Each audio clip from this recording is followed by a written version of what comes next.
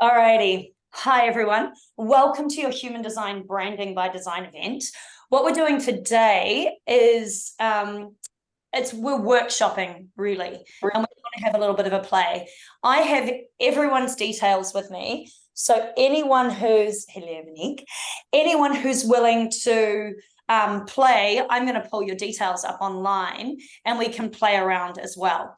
So the idea here today is that we're going to set up the format by which we write our personal brand or our business brand, or it's kind of both, really. Okay. If you have any questions about that at any stage, just chuck a hand up, wave at me, interrupt, unmute, and go for it. Keep in mind there are lags, so we're not all trying to talk over each other. Sometimes it's just how it is. So what we're doing today is we're looking at how to write a brand statement in general.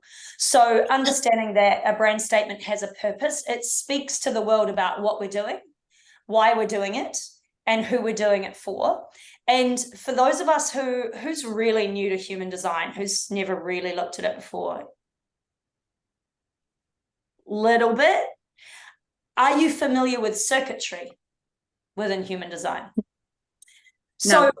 I'm going to explain a little bit about circuitry. There's gazillions of circuits, but there's three basic circuit types, right? There's individual, tribal, and collective. Some of us are more individually designed, some of us are more tribally designed, and some of us are more collectively designed. So when I define who I'm working for, because I'm very individual tribal, and I'm quite specifically quite tribal in my emotional authority, I very much speak to the tribe that I'm trying to define. Now, a tribal person is not interested in everyone. A tribal person is interested in just the people that fit in their group, right? An individual person is very much concerned about individuality. So I'm also individual. So I'm very much working with individuals. So I've got this sort of way of narrowing down who I'm going to work with, because I work on an individual level and I work with people I recognize as aligned with me. And that's how I would define my tribe, right?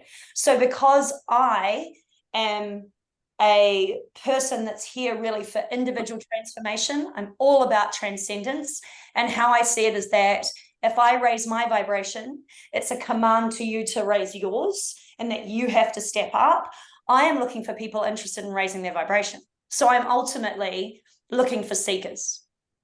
So that's something I just know about myself. But if I look at my circuitry, I can also see tribal, individual. That's sort of where I'm speaking. And as we go through this, because I have not spoken specifically to your charts with regards to tribal and individual, and because you're not necessarily going to learn those, by all means, ask me. We have 2 days ahead of us and a day in between. That day in between is the day where you're going to get down in the nitty-gritty of the stuff that I'm going to send you. Now, Annalise doesn't have hers yet. I don't know if she's even there. You can send me a message in the chat when you are, Annalise. When she sends me a heads up, she can follow me on Facebook, because everybody else, oh, there she is. Hey, Annalise, could you friend me on Facebook and I'll send you some stuff real quick through Messenger, if that's cool, because it's the quickest way. I ran out of time today. I have been literally flying for the last 3 weeks, and time is a fun one. So I wanted to get all this emailed out to you, but now emails will take too long and this will be quicker. So where was I? Everybody else in the room currently has all their stuff, and anyone who's not here, I'm going to send it through to them when they're ready, or when they turn up, or tomorrow when they catch the update. So looking at your circuitry is going to help you define who you want to work with, but also I know who I want to work with, right? I've been doing my particular role in this world for a really long time, and there's some people I can't be fucked with. Now, that doesn't mean there's anything wrong with those people. I just know they're not my people, because I'm tribal. Tribal people only relate to their tribe. That's how I am. And because I'm very individual, I'm looking for people who are after their individual responsibility. Now, I have one collective channel in there, and that collective channel gives me an ability to speak to everyone. But really, I'm speaking to everyone also to see where my tribe is. So someone who's collective is really looking to speak to everyone, right? So it's just a tail in there. So if you're looking at, if you're quite a collective person and you're really about a big picture view, so you look at people who work in government, people who are very inclusive, people who don't like to let anyone slip through the cracks, quite often we're looking at a collective circuitry. Someone who feels for everyone and is concerned for the goodness and the well-being of everyone. I, as a tribal person, see that as something that their tribe will take care of. Does that make sense? Yeah. So even just in how I'm talking, without knowing your circuitry, how many people think they have some individual circuitry? That would be, I take responsibility for myself. I'm here for my evolution. And probably you've had quite a hard life, in all honesty. Like you've been moving pretty fast. You're here for upgrade. Right? So there's your individual circuitry. It's mutative, it's transformative. We're here to skyrocket in this life. We're not wasting any time. Then how many people think that they're collective? That is, I really am concerned about the big picture. I really am looking at an overall, how do we all get there?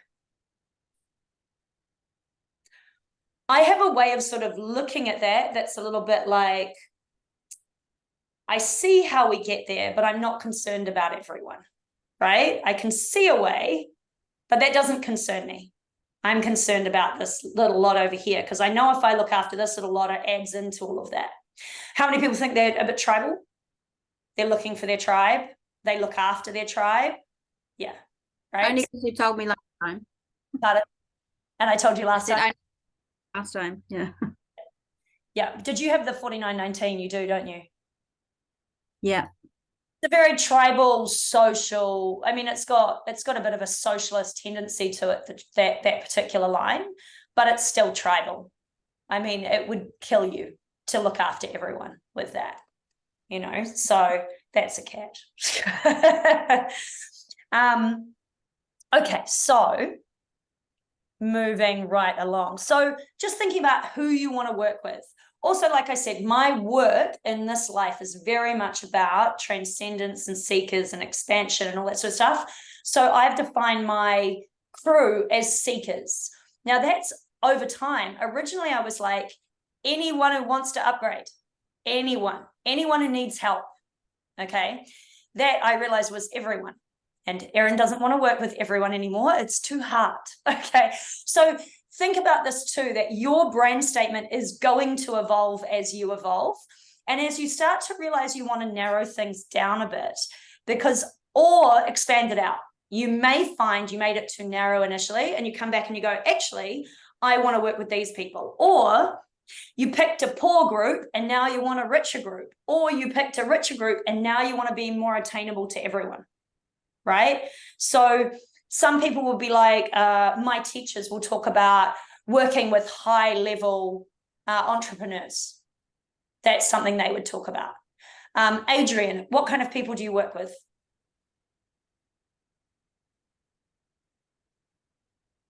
Oh, you're muted. You're muted. What kind of people? I like working with people who work in a team. So you like team, but who are actually the people that take up your services? I don't know, really. Never thought about that. Tribe. Right? Like yours is actually quite literally tribe because you do work with the treaty. Yeah. And overlap. You're bringing community together. So family, like they've got a family orientation. Yeah. They could even be described as the guardians. Maybe. People who are interested in guarding something for the generations that come. So you may be interested in and they're also potentially decision makers, right? Yeah. So, I mean, there's a whole lot of different words in there. So you may need to brainstorm this a bit. Monique, who do you usually work with? I wouldn't know how to put it into words, but I resonated with what you were saying about anyone that needs help. and I'll help you. So now I'm in the process of like that narrowing down because it is exhausting to try and help everyone. I mean, Monique and I are in a similar position because we do a similar job in a different way, with different talents. And so I think when you come into a role like this, you really want everyone to want it, but the reality is that even if everyone wants it, not everybody wants it enough. You have to really, really want this. You have to really decide, yeah, I'm all in. So for me, it was, and you're going to see my brand statement, was courageous seekers.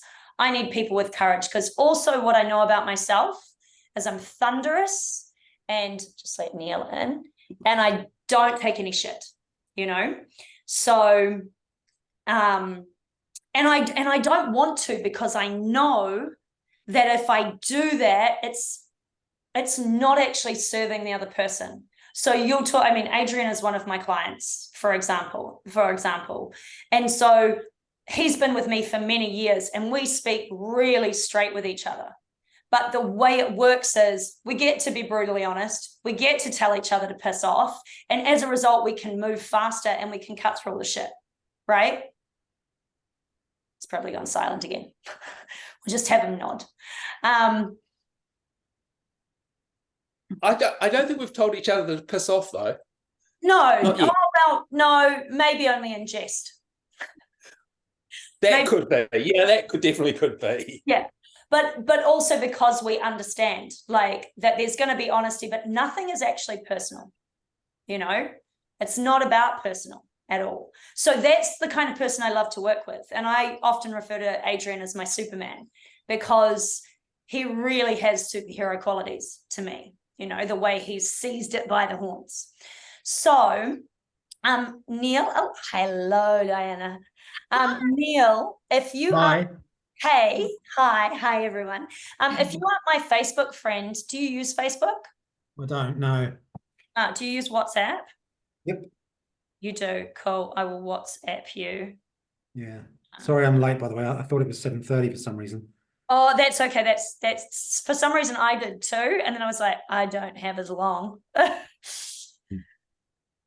I'll just WhatsApp you these in a moment once I get people rolling. So if I don't WhatsApp you when we get into the nitty-gritty, Neil, remind me, and I will, because I want to send you through a few pieces of paper.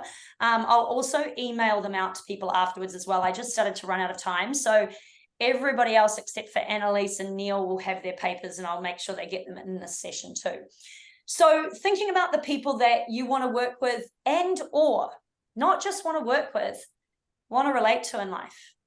Who do you want as your partner? Who do you want as the person that walks alongside you? Who are your friends? Who are you? Because we're looking at this from very much a self-definition point of view from human design. And whilst that crosses into our business, it's also just about our life. Monique and I live and breathe our work. So this makes total sense for us, right? That who we are is what we do as well. So consider that too. But this, you're going to see how this crosses over into all sorts of interesting areas. So any questions so far? Right. So considering who you want to work with, the next thing we want to consider is, what is it that we're actually doing here? What is it that defines our activity here on the planet? Now, for some of you, I think I saw one or two, this may be very left of field for you. Because when I bring out your life, when you look at your life theme, you may look at it and go, this does not relate to me. And the reason for that might be that your sun gate is sitting in a white center. So Diana, remind me also to send you the prelim video to this so you can look at that. So when you look at your chart, you've got a bunch of colored centers. If you have a white center and your sun gate is sitting in it, so your sun gate is the first gate mentioned, and we're looking at the black. That's the one we're going to work with today, and we're going to work entirely on that black sun gate. If that is sitting in a white center, it's very possible that you don't know what your life theme is, that it's hard for you to relate to, because it would require you to be around people that help you light that center up and then allow you to experience that theme. Does that make sense? So 70% of your chart of what you're doing here is all in that sun gate. And if that sun gate is in a white center, you may still be ambling around a little bit lost in life without a little bit of definition that we can help you find today. But then you're going to need to go out and connect with people to really get to experience it. Yeah, cool. Awesome. So looking at the sun gate, we're going to look at it from 2 different angles. And then I'm also going to encourage you tomorrow to go look that sun gate up online and just read whatever else you can find about it. Now, when we talk about sun gate, we're talking about the I Ching. I want you to write that down, I-C-H-I-N-G, usually with a little dash between the I and the Ching bit. Let me just let the cat out because he's super keen. Go on then. Real life happening.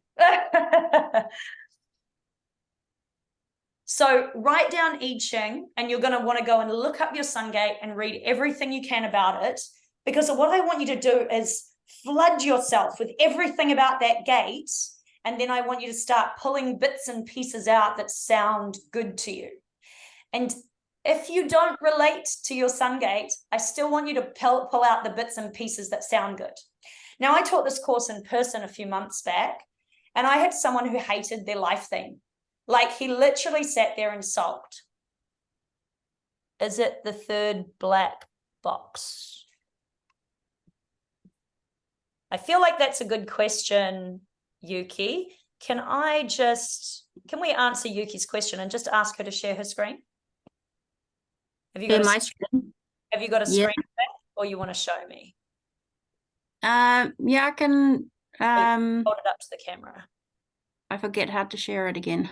I can bring yours up if you give me a minute. I can share. I'm happy to share mine if that helps, so people can. Well, it's for her question, and I'm trying to Yeah. work out what she's asking. So let me just bring up your chart, Yuki. Find her. Hang on, how do I spell it? J-O-E? J-O-E. Yeah. There you are. You don't mind if I bring up your whole chart? No. Okay, cool. So we'll go. So Yuki's asked a correct question. Like I said, this is a workshop, so please, by all means, ask away. Share. So here is Yuki's chart. Everyone can see that? And she said, is it the 3rd black box? Are you looking at this here, 7.4? Yeah. No, that's actually your north node. And that is super interesting when you're reading your chart and where your life is heading and what you're learning in this life. But we're actually going to deal with you on the 28.6, right at the very top. So the sun is the circle with the dot in it. Okay, thanks. This is 70% of you and your conscious. This is what you're here and what you're up to, basically. And her 28.6, she's a perfect example of the white center. There it is. And you see a very familiar spleen you've got sitting here, by the way. Looks a lot like mine. So this is a very intuitive spleen. It can intuit other people's health, basically. In fact, very similar to my chart. I'm just looking at where the differences are. Wow. It's uncannily similar. You got a little bit more nurturing than I have, though. And you're in a different sun gate. But this, if you don't mind me saying, this is a medically intuitive person. This is a person who is going to be very sensitive in the world, and is going to really need to decompress for a lot of reasons. And then also, we should talk about health at some point, my friend, because this is a very, very familiar chart. It's very similar to mine. You'll get to see mine soon. So her 28.6 is coming out of that undefined spleen.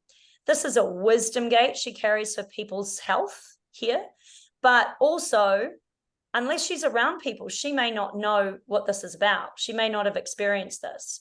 But I would say you do know, because there's so much happening in this spleen, you'll definitely be feeling it. 28 is in the game player. And also 28 is the shadow here is not living up to one's life purpose, just as an FYI. So super interesting already. 28.6, we are here. So everybody look to that on their chart.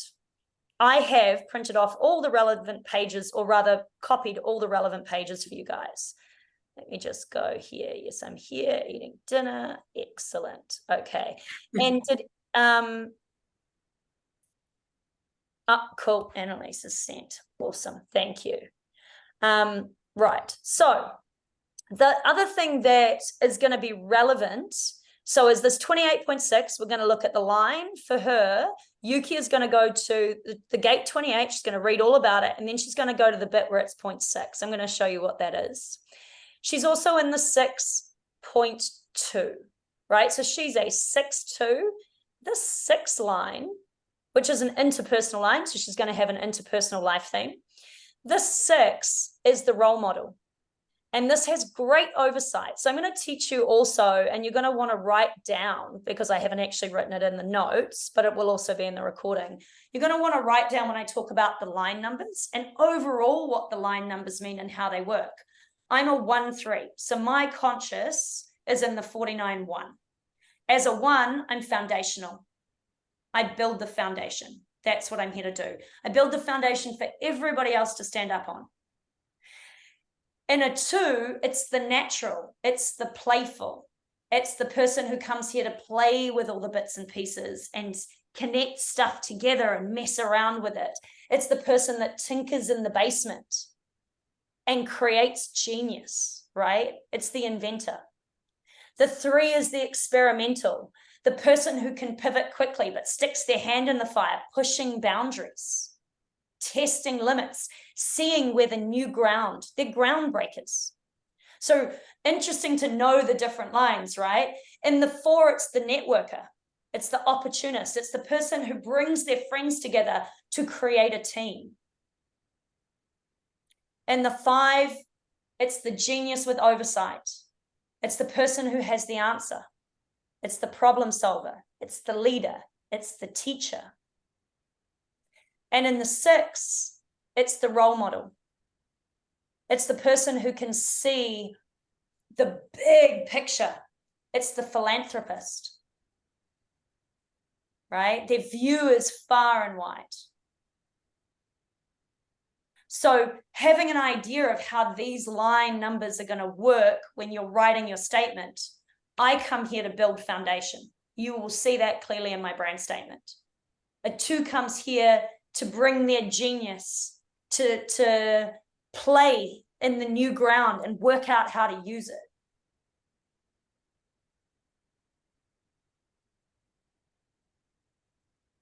A 3 to push the boundaries, to pivot, to know how to work under pressure and change direction quickly when needed, you know, the experimenter.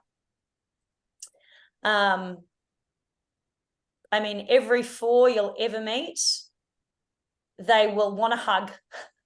They will always want a hug. And if they don't, it's because they've walled themselves up. So it's like this open arm thing. They bring everyone together. 5 is less like that, but they have great influence over others. I always think of the 5 as a great salesperson because they can go out and make new connection and influence the stranger, you know, and then find the genius way through. And then that 6, they are the exemplary. They display what it is.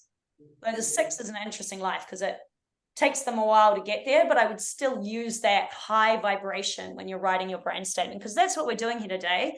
We're embracing the highest vibration of ourselves in that sun gate, which is super fun to do. So let me stop sharing this, or let me do a different share. So I want, all my icons are really, really, really tiny. All right, so here we are. Branding by design. Any questions so far? No. So what I have here, this first plate up, is actually a full business Mars sequence. And at the very top, you can see my brand statement. Coming through here, you're going to see other statements that have been written under a business sequence, right? Erin, I can still see Yuki's. Oh, really? Can anybody else Yeah. see this? Oh, you know why? Let me just do a stop share. And then thank you for that. And now, now I'm in a funny view and I don't know how to get out. Oh, that'll work. Just need to share yours now. Yeah. Yeah, now I need you guys back to share again. There we are, screen share. I think it's because of what I picked. We'll do this one. Okay, thank you for that, Neil. That's cool. It's legit. Okay, so like I said, this is a full business sequence. This is my sun gate statement at the top, which I've slightly adjusted since then because tweak them, and I use this everywhere. I'm a holistic mentor and develop foundations to guide courageous seekers to discover their path, their health, and ultimately live an expanded, successful, and fulfilling life. So I have in there who I am. I have in there who I'm connecting with. I have in there what I'm doing, and I have in there why. Now, so you've got this who I am, who I'm working with, what I'm doing with them, and why I'm doing it. And again, this can be your life statement, doesn't have to be your business statement, but may evolve into that later on. Now, coming up to this last bit, their path, their health. So this is, again, what I'm doing. What I'm doing is working with their path, their health, because I see very much that when we shape health, we open doors to work with the higher stuff. When we open up these doors up here, the health starts to slot into place and it starts to hold, and it's no longer as fragile as it was before. And it's a big circuit, right? So I know that that's what I'm doing. So it's got to be both in my statement, because that's how my system works. And that's how I know life works for all of us. And then this last bit, fulfilling life. These are emotional words. I want you to be successful. How does it feel to be successful? How does it feel if I tell you that what I do is going to be fulfilling for you? Right? So you're looking for the why has to be emotional. And the reason it has to be emotional is because everybody is attracted to anything because they're looking for emotional experience. Now, in human design, this 9-centered being we've become, so Neanderthal 5-centered, then we have the next beings, the original Homo sapien lot, 7-centered, and now we have from 1781 this transition being in the 9 centers. We're still becoming that 9-centered being, but ultimately we're evolving through the emotional center. So you see around you out here a very emotional world. So if you're not relating to people emotionally, and if you're not relating to yourself through your emotions, says the emotional projector, then you are missing part of the experience of being here. And the reason anyone does anything is for something to do with their emotional connection to it. Does that all make sense? So your why could be, the why you do this could be your emotional reasoning. But if you're looking for a business brand statement, I would say your why needs to be what you think they're going to get on an emotional level. Any questions? We're all working with that. Neil's in the room. All right, cool. So like I said, we are only dealing with the first one today. Some of these other ones are super cool. And what I found really cool about doing the business sequence, which I think might be the next one I do, was how we activate things, particularly surrounding also our money stuff was really interesting. How we relate to money and how we can embrace statements around how we relate to money, and even looking at the shadows of that, which I think will be a really, really cool follow-up to this. So moving right along, here is my chart. Look familiar, Yuki? Oh. Amazing, Yep. huh? So you've got a little bit more here in the money line. I have the full 43-23. My brutality is wonderful. For me, this is conscious, right? Yours is unconscious, but a lot of similarities. Both have that 26.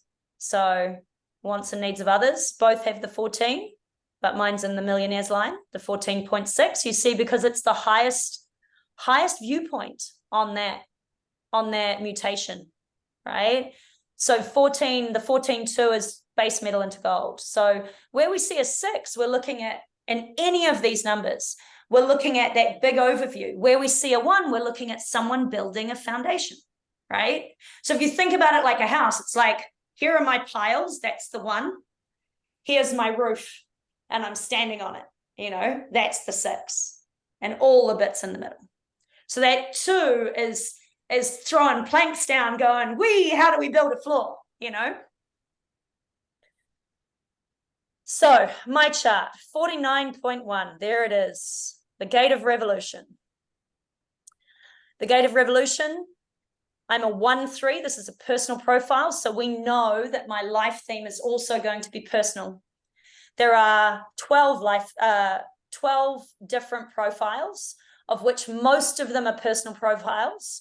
You have one juxtaposition profile, which I don't think we have anyone with. And then you have, of which we have a few, interpersonal profiles, those people that are always looking over the fence at how it's going to affect a bigger picture. But the personal lot of us, we're sitting here going, how does it affect me? And everything we're doing is almost an experiment in our own world. Whatever we share out there is about what we learned when we were playing with it. And a 1-3 in particular is a pretty self-reflective profile, could be even seen as a bit selfish. We're very much experimenting with ourselves. So, any questions before I flick slides? One more thing I wanted to point out here, 49, my profile, my sun gate is in a defined center.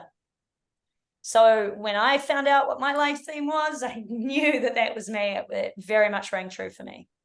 You'll see it in a minute. There it is.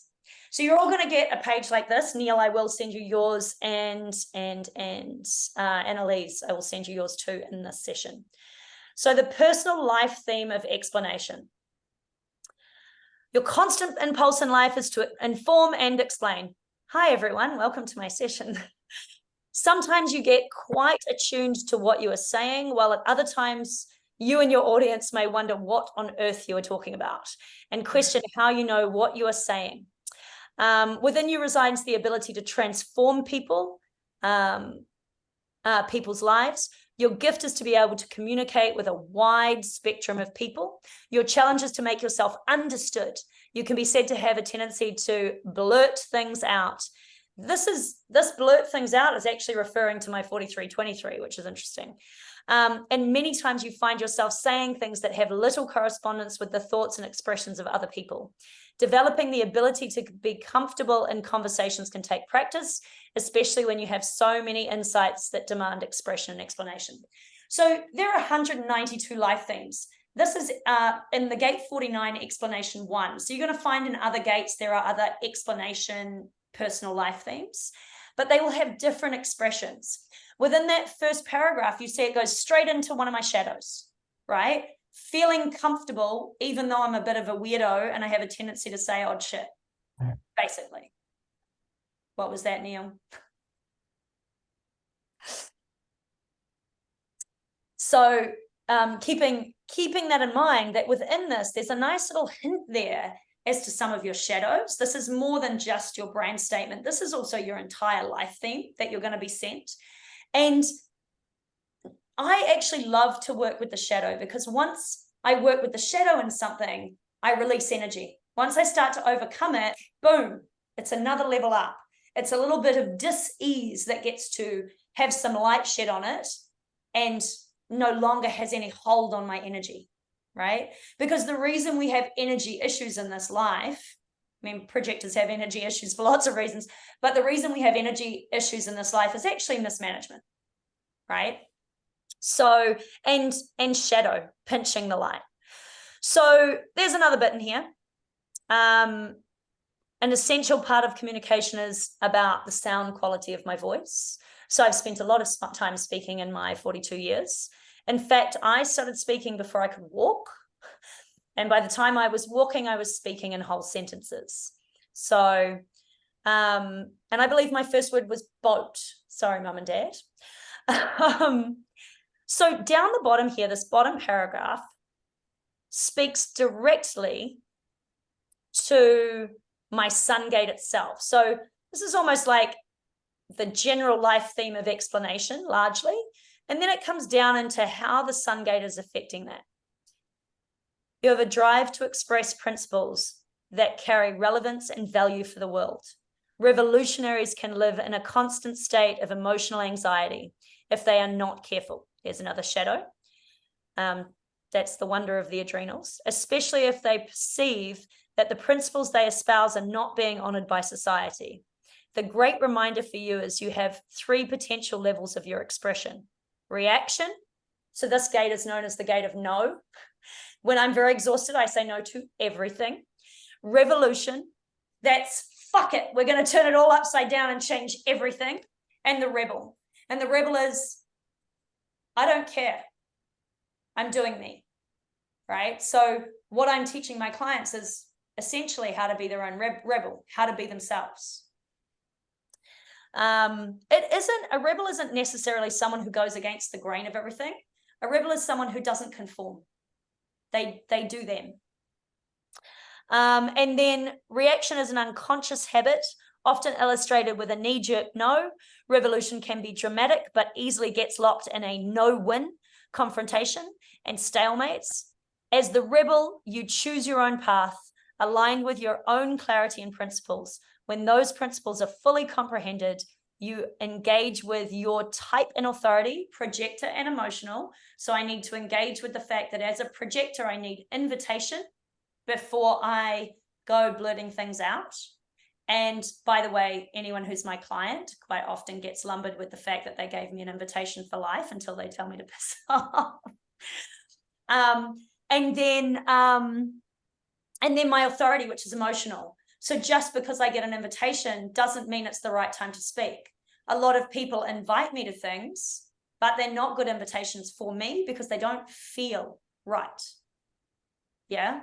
So just explaining right through that personal life theme. So when you can, or those life themes, so you can see how to use them. This is the gate of 49. So you've got the life theme, 192 different life themes, all affected by the 64 gates of the I Ching. My gate is 49. Yuki's gate is 28. Neil's gate is 7. Monique's is 20, right? So then you've got the Book of Lines. So this comes direct from the Book of Lines. And I put here, there's the gate. It's called Revolution. It has principles and the rebel. That's like a subtitle almost. And then it has a few details here. Emotion abolishes the old in the interest of supporting a new that is aligned with particular principles. Right? So I could have pulled this word principles.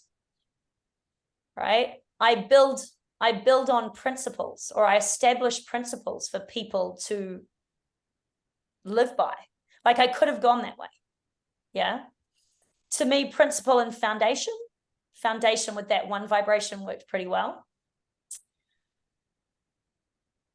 So a note here about timing, but again, another note on the same gate. And you see these ones here in the reaction. So this is my low vibration, rejecting, reactive, and inert. And high vibration, revolution, and rebirth. That rebirth word, I might repurpose at some stage, that I bring rebirth, right? When I feel that that vibration aligns with what I'm doing with my clients and that that's where society is at, I'll probably shift to using that somewhere in my statement. Now, I am 49 and a 1-3. So my sun gate is in 49.1. Awaiting right timing, conserving your energy until you have clarity. Oopsies. There it is. And then it's got a sun there too. Now, it's an interesting thing about the Book of Lines. So you've got the line, you've got the gate number, and then you've got the line number. The line number is relevant to you specifically, but there are little secrets in all of these. Now, someone asked me, what about the planets here? So these, even though one's a sun, right? Technically, these are planets. So they were like, oh, are these relevant if I don't have either of these, like if it's not in either of my planets. Well, you can see my sun is there, so it's definitely relevant. But actually, the sun is in the low vibration of this gate, interestingly, right? And then you've got is that Jupiter? It's very, very small. That is Jupiter. Yeah, it's Jupiter, isn't it? Yeah. Okay, so my glasses are not big enough on my tiny screen. So got Jupiter here. Jupiter is in the high vibration. So these are actually showing the extreme possibilities in this gate, especially in the line 1. The line 1 always speaks to what this gate is all about. So when you're learning about your gate, always read the line 1 a bit, right? Awaiting right timing for revolution. That's what 49 is about. Yeah. So even though you might be 49.6, which is going to be very relevant to your brand statement, to understand this gate, you still want to read that line 1. Just to really get that initial hit. And then when you go to your own lines, read these other 2 lines to understand the highest vibrational quality and the lowest, and the shadow, the potential shadow. So people are like, well, how does that relate to me? It's like, well, as the planets are moving through the gates and, as all of this stuff is getting affected in the sky, these things are going to come up. And because you are living in this sun gate, you are going to find that you swing from the full spectrum, right? And so these 2 planets are the full spectrum for you in that line number, in that gate number. Any questions so far? Yeah. So let's say it was 49.6. I might go down to appreciating. Appreciating, content to expand on previous changes.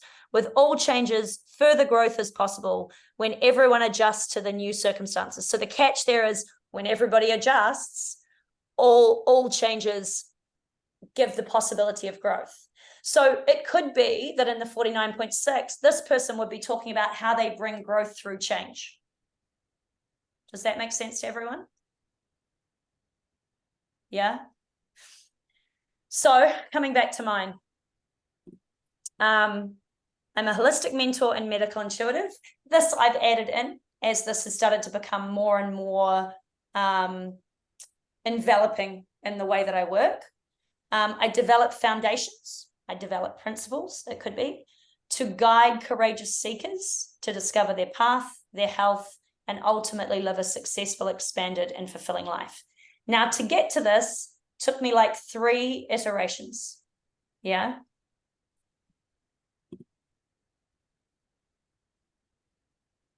Does anyone have questions? And at one stage I had rebel in there and I had all sorts of stuff. Now, the reason I didn't, at one point I developed foundations for, to guide courageous seekers to their rebellion, basically, to their rebellious path. And the reason I took it out is because not everybody wants to rebel per se, and the word itself is a motive. So I changed it to just discover their path, because I wanted it to appeal to people who didn't necessarily want to turn the world upside down like I might want to, right? Because not everybody is me. So it's understanding also who your audience is. If your audience is you, go for your life. Use those really empowering words to remind you what you're getting up for every day. And I have my old version of this too, by the way. So you need your who, your what, and your why. And that's maybe also why you're doing it, but is why you're doing it about what you feel, or is why you're doing it about what they feel, or is it somehow a combination of both? Yeah. And this sort of becomes your elevator pitch. Oh, what is it you do? Oh, well, I'm a holistic mentor, and I help people to, develop their health and their well-being to live a better, transformative, courageous life. And I do that through developing their foundations, So think about, and I'd like you all to take a few moments to answer those questions if you haven't done it. And then I'm just going to send Neil and Annalise their stuff. And then we'll get on to having a look at the next example of something that we can kind of see where it's going, which is quite a fun one. And then I want to look and see if anybody else wants to have a go with theirs.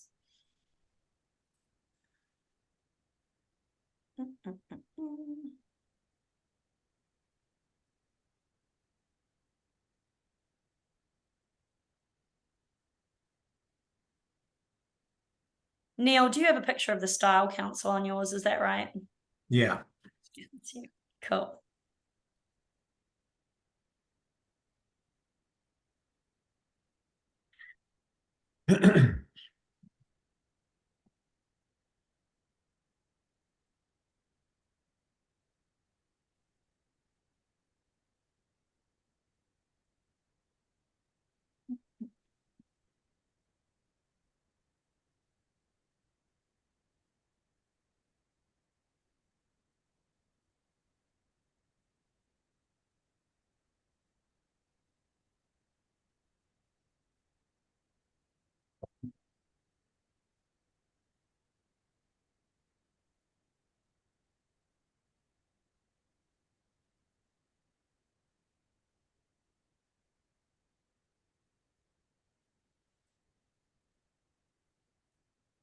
Oh, those should be through to you now.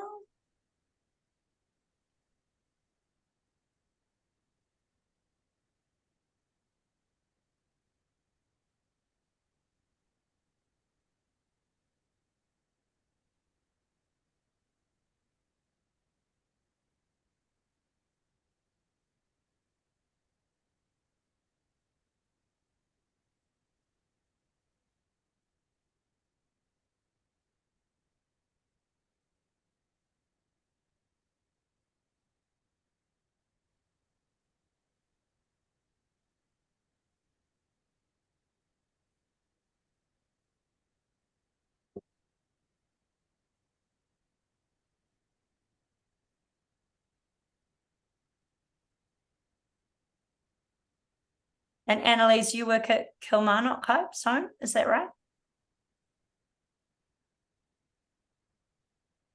Yes, I do. Awesome.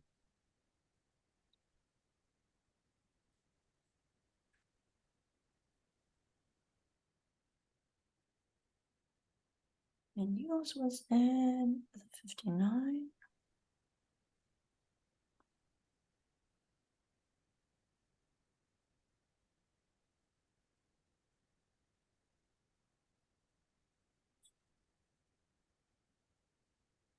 New phones. Shh.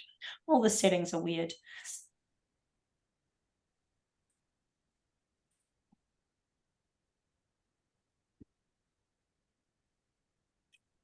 How are we doing, people? Has everyone done it?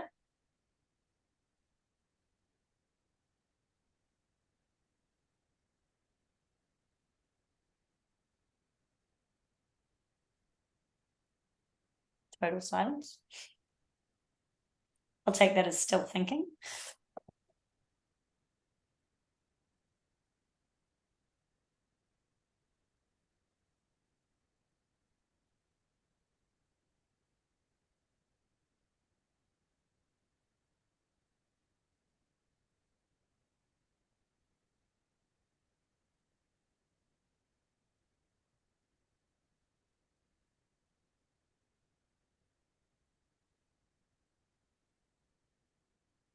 Oh, let me know you've got those, Annalise.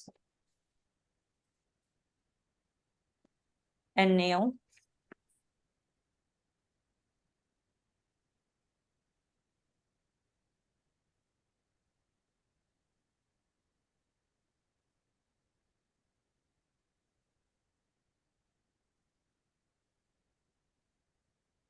Monique, got any further with your who?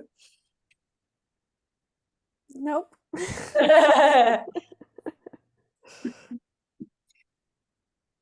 Possibly too revealing to ask this, so you may just say, maybe not talk about it now.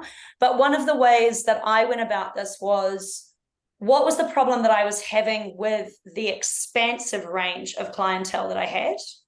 Like, why did that not work for me? And what was it I felt that I needed them to have? So many of them had it. Who were the people that were were the people that aligned the most with me, and how did I define them? You know, so like I said before, Adrian's one of my supermen, right? So, and he's ever inquisitive, and he has a courageousness about him. So for me, like describing him, which is a very positive way to go about it, was like, you know, positive way to define what I was actually looking for.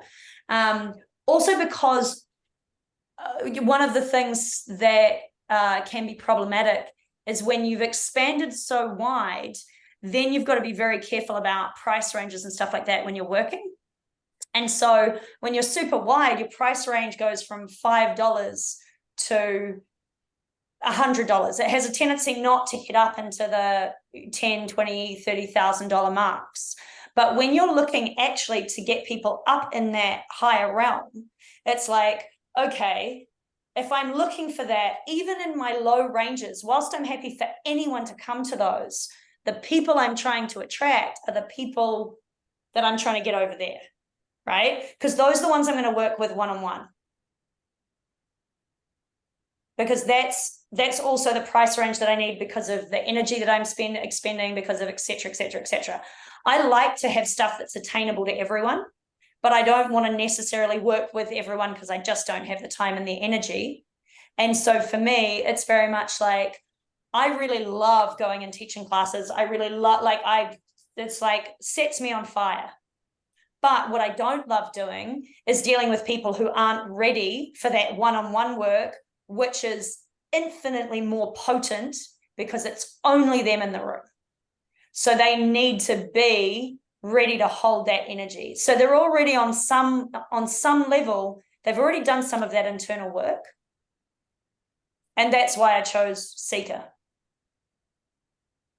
But you might find different words for what it is that you're doing. And also you might work with women. You know, if women is your target audience, I work with courageous women, you know, or I work with high-level business women or whatever it is. Yeah. Entrepreneurs, also a nice word. If it was personal, for me, if I was going to define personal, my friends are strong, powerful people, you know, and they have to be strong, powerful people because I'm a lot to take, you know, because I'm transformative, I'm mutative, I'm all of these things because I have that individual circuitry, which is transformative and mutative. Neil, you missed a little bit about when we talked about circuitry, and everybody, I'm going to welcome everyone to ask me about their circuitry next, where we looked at, if you're individual, it's transformative, mutative circuitry, but it's also very much about individual responsibility and about working with individuals or relating one-on-one. Whereas when you are a tribal person, it's about looking after the tribe and about, you know, bringing the family together. And yeah, and then when you're looking at collective, it's like very big picture. It's very much about how does it all come together and serve everyone. So like 3 different ways of looking at things. I'm mainly individual tribal, but I have a little bit of collective ability to speak to everyone.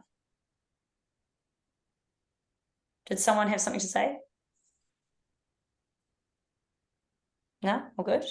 Okay, anyone want to share? Who, the what, or the why? Or have any questions? Diana, I see you thinking very hard. Steam coming out of your ears. Always thinking. No, I haven't got very far because I don't actually have, yeah. Interestingly, probably because of my uncolored sacral. I'm not quite sure what it is that I'm actually going to do, but it is really interesting to see all these little elements about it helps me understand what I've done in the past and why I've done what I made decisions based on what I've done. Yeah. And yeah, so it's quite interesting. This is a lot to process, but eventually putting everything all together, I'll probably come up with something towards the end of like, yeah, exploring my tinkering. And Diana's a marketing person too, so this is right up her alley, really, isn't it? Marketing, I don't know. That's the thing. You've done a bit? I've done a bit of that too. Yeah, I've done a lot. Yeah. Yeah, different things. Yeah. So do you mind if I throw your chart up? Is that a problem? Yeah, go for it. So I'm going to do the stop share thing again, because then I can find where I'm going easier. Welcome back, everybody, to the main screen for a moment. Escape. That's how we do it.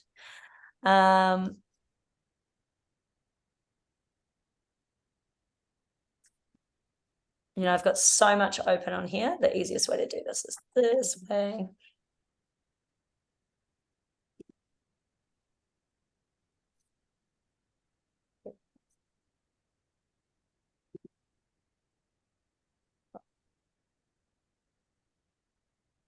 All right. All right. So this is Diana's. And we see she's in gate 31, which now. So you're under, what was that? In the throat. Yeah. 31. Yeah, and it's coming out of this whole channel as the alpha, the leader. But just looking at her undefined sacral, since she mentioned it as well, looking at the fact that Kat's wanting to come back in, she's got a lot of wisdom. So she's got a lot of wisdom here on how people can run their sacral energy. So that's all the generators. So this is someone who could really run it. I mean, she's a manifester, right? Do you see how she's just looking there? So her center that makes her a manifester is she's got willpower, which is a motor, running into self and then running to the throat. So that's her manifester channel. I want, via the channel of initiation, which is basically, this is worth noting, Diana, is that this is the channel of taking people on the journey to self. You slap them upside the head and then travel to innocence. So this is shock to the gate of innocence. It's quite cool. So she's, I would say, one of the reasons that, and I know you a little bit, one of the reasons that you're heading the way that you've been heading is because actually this means a lot to you. It means a lot to you, people finding their way. And then that's coming up through the alpha. So leadership of self-definition to the throat through that logic there. So, because that's a logic channel. So, but it's also collective. So, yeah, individual and collective. And then you've got, what's that? Yeah, I was going to ask you that earlier. When I looked at my chart, and I think I just saw a collective, but I also felt like this individual thing. I like to have the intimate individual connection as well. You've also got the 5720 here. This is like pure intuition into the throat. The gate of like it's intuition, intuitive speaking, and 57 is intuition itself. So the spleen itself is intuitive. It represents intuition, but you are definitely running, like stuff will come out of you that's just very fast, very quick intuition, and you will speak it. So, and that's an individual channel as well. So you've got individual and collective. So she's a big picture thinker, but she's also very individual. So to me, the way we run that collective stuff in society now is sort of, because we're still evolving, we haven't quite worked out that you don't sacrifice a person for the greater good, right? It's about, there's still a reality in preserving individuality, because individuality is creativity. And there's been a lot, because we're still trying to run a seven-centered being society, because manifestors and generators were basically that society, and that society is still fragmenting over into the new one. This understanding is going to evolve, and it's evolving fairly fast, that the sacrificing individuals is kind of like an eye for an eye makes the whole world blind. You know, it's like Like we're just going to end up with no one if we do that. So also that it's actually all about individuality, this new age. So you very much have that in here, that celebrating the individuals in the collective is something that I see as very much what you're about. Totally, actually. It's about individuals. Like I can see that big picture, but it is to do with the individual, what they can bring. Like it's I can see the person, like, Yes. the collective. Oh no, Yeah. you definitely can see the person. I mean, that initiation channel is fucking fab. I love that one. But she's a manifester, so she's here to initiate, and she's here to do what she wants to do.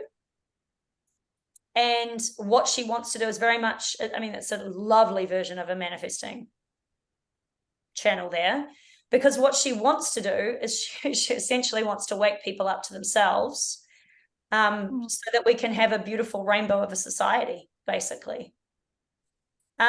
So you see that there, and then she has the 31. 31.2. So she's in the 2. She's in the playful. She's the child standing up on the foundation the one builds, and she's playing, she's experimenting, she's having a good time, and she should keep it playful. That's really key for her, right? So, and she's in the 31, which is influence. So I lead because, and we talked about her because, you know, her because is it's for an incredible, colorful society with all those individual flavors coming through. And the 31.2, it says, acting independently, attuning to the correct time to act. Your independence is influential when you move on your own perception of timing.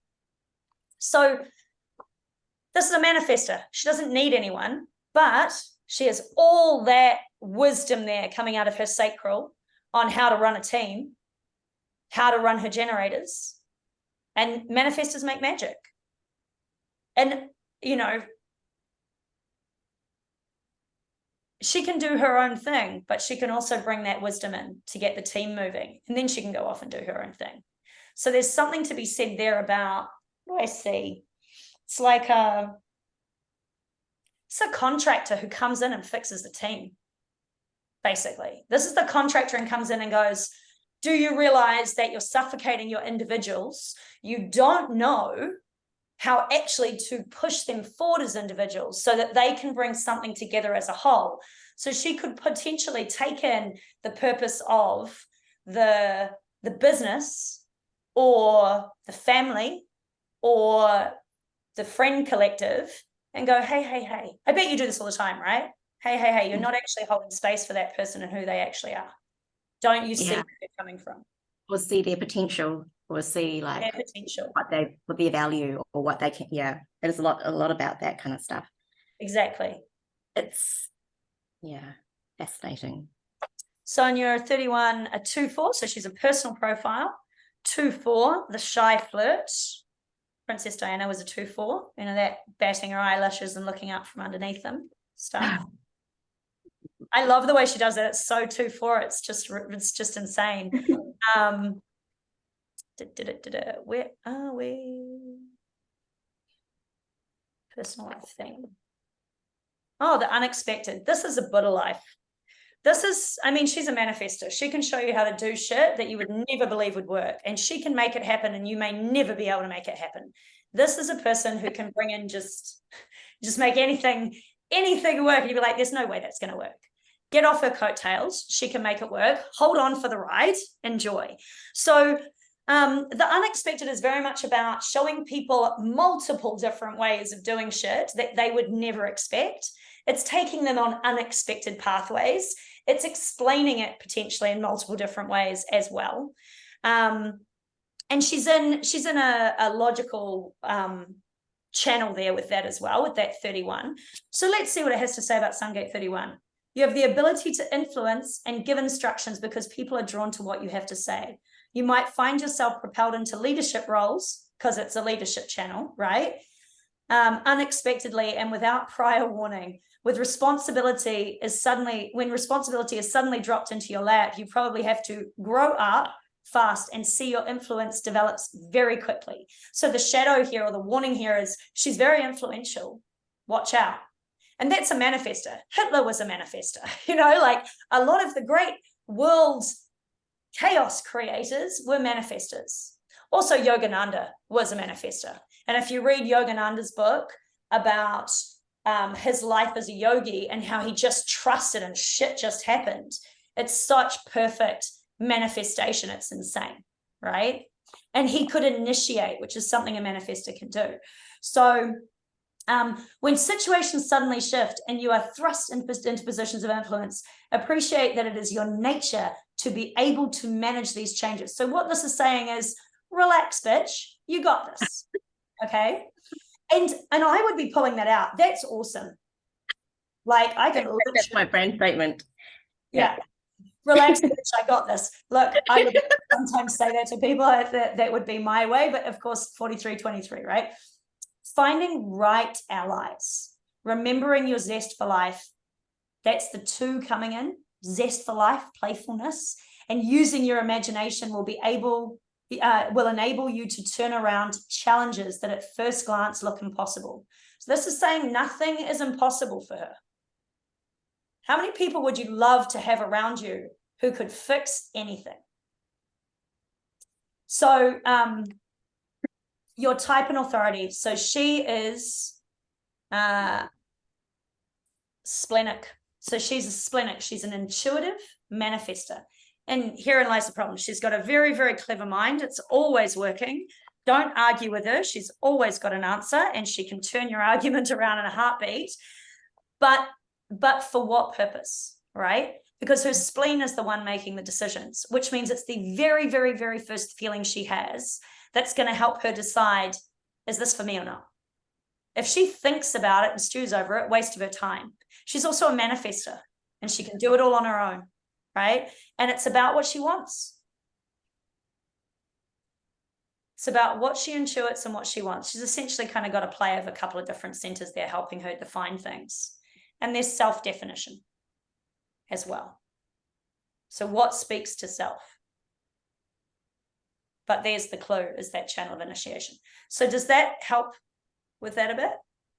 Yeah, I feel like it's ideal that I sort of maybe also decide, like my first instinct, I should just rely on that more than Always doing- stop thinking, just do. overthinking.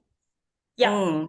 If your instinct is like, because it's intuition is like the hairs on your back of the neck, it's the rustles of the leaves, it's the first feeling. And it is a feeling, but it's not like emotional feeling. It's physical. It's really physical, It's really skin, hair, sound, smell. It's all those things that keep you alive. It's survival. Yeah. There is a want element there, and there is a self-definition there as well. So, you can push a lot with that want. Just watch that you don't push for something that your intuition says no to, is what I would say. So yeah, I'm going to stop that share. Any questions on any of that? Thanks. Thank you for that, Erin. Pleasure. Does that help clarify anything for anyone? For everyone? I like to overreach. Means we get close. All right, so I'm going to screen share again. I'm going to go here. Treaty of Waitangi. I thought this was a fun one to do because it kind of shows what we're doing, but it's showing. So I ran this in the middle of the day. I figured they'd sign it somewhere around lunch or end of the day, and ultimately the sun gate probably doesn't change. Maybe the 4 changes, but this is we. 4 is we, right? We're bringing everyone together. This is the network. So on the day of the Treaty of Waitangi, we had a 4-6 profile, and it's personal. How cool is that? So this is, anyone born on that day in 1840 as well. We have a generator chart. So this is hard working. This is good, solid, consistent hum, right? This has got legs, basically. It doesn't have a voice. I think that's quite funny. Like, it's completely open-throated there. How interesting is that? You got an open throat. It's holding space for everyone's voice. You know, it's not a bad setup. Also, open-minded, holding space for everyone's thoughts. Interesting that we have two treaties that definitely hold space for everyone's desires, for sure, no matter what side you're on. If you don't know, we have a Māori treaty here, Tariti o Waitangi, and then we have the Treaty of Waitangi, which was the European version, which was not quite the same, which is why they're still discussing it. What else do we want to see here? We've got some individual circuitry. We've got pure energy. That's cool. We've got family. That seems important to me. We've got judgment, the channel of judgment, seeing a way through. And we've got struggle, making lemons out of lemonade. It's a pretty interesting chart. And we've got all these gates of leadership reaching out for a voice. Look at that, from everything, from the collective, the knowing, the creative or the individual, and the abstract. So those channels there are still collective, but they're also logic, abstract, and then you've got the individual, the knowing. And the two reaching out there is also interesting. Clicking right through the gate of the listener. You know, they came together to listen to everyone. Fellowship with mankind. Isn't it insane how that was done on that day? And this is the gate that it's sitting in.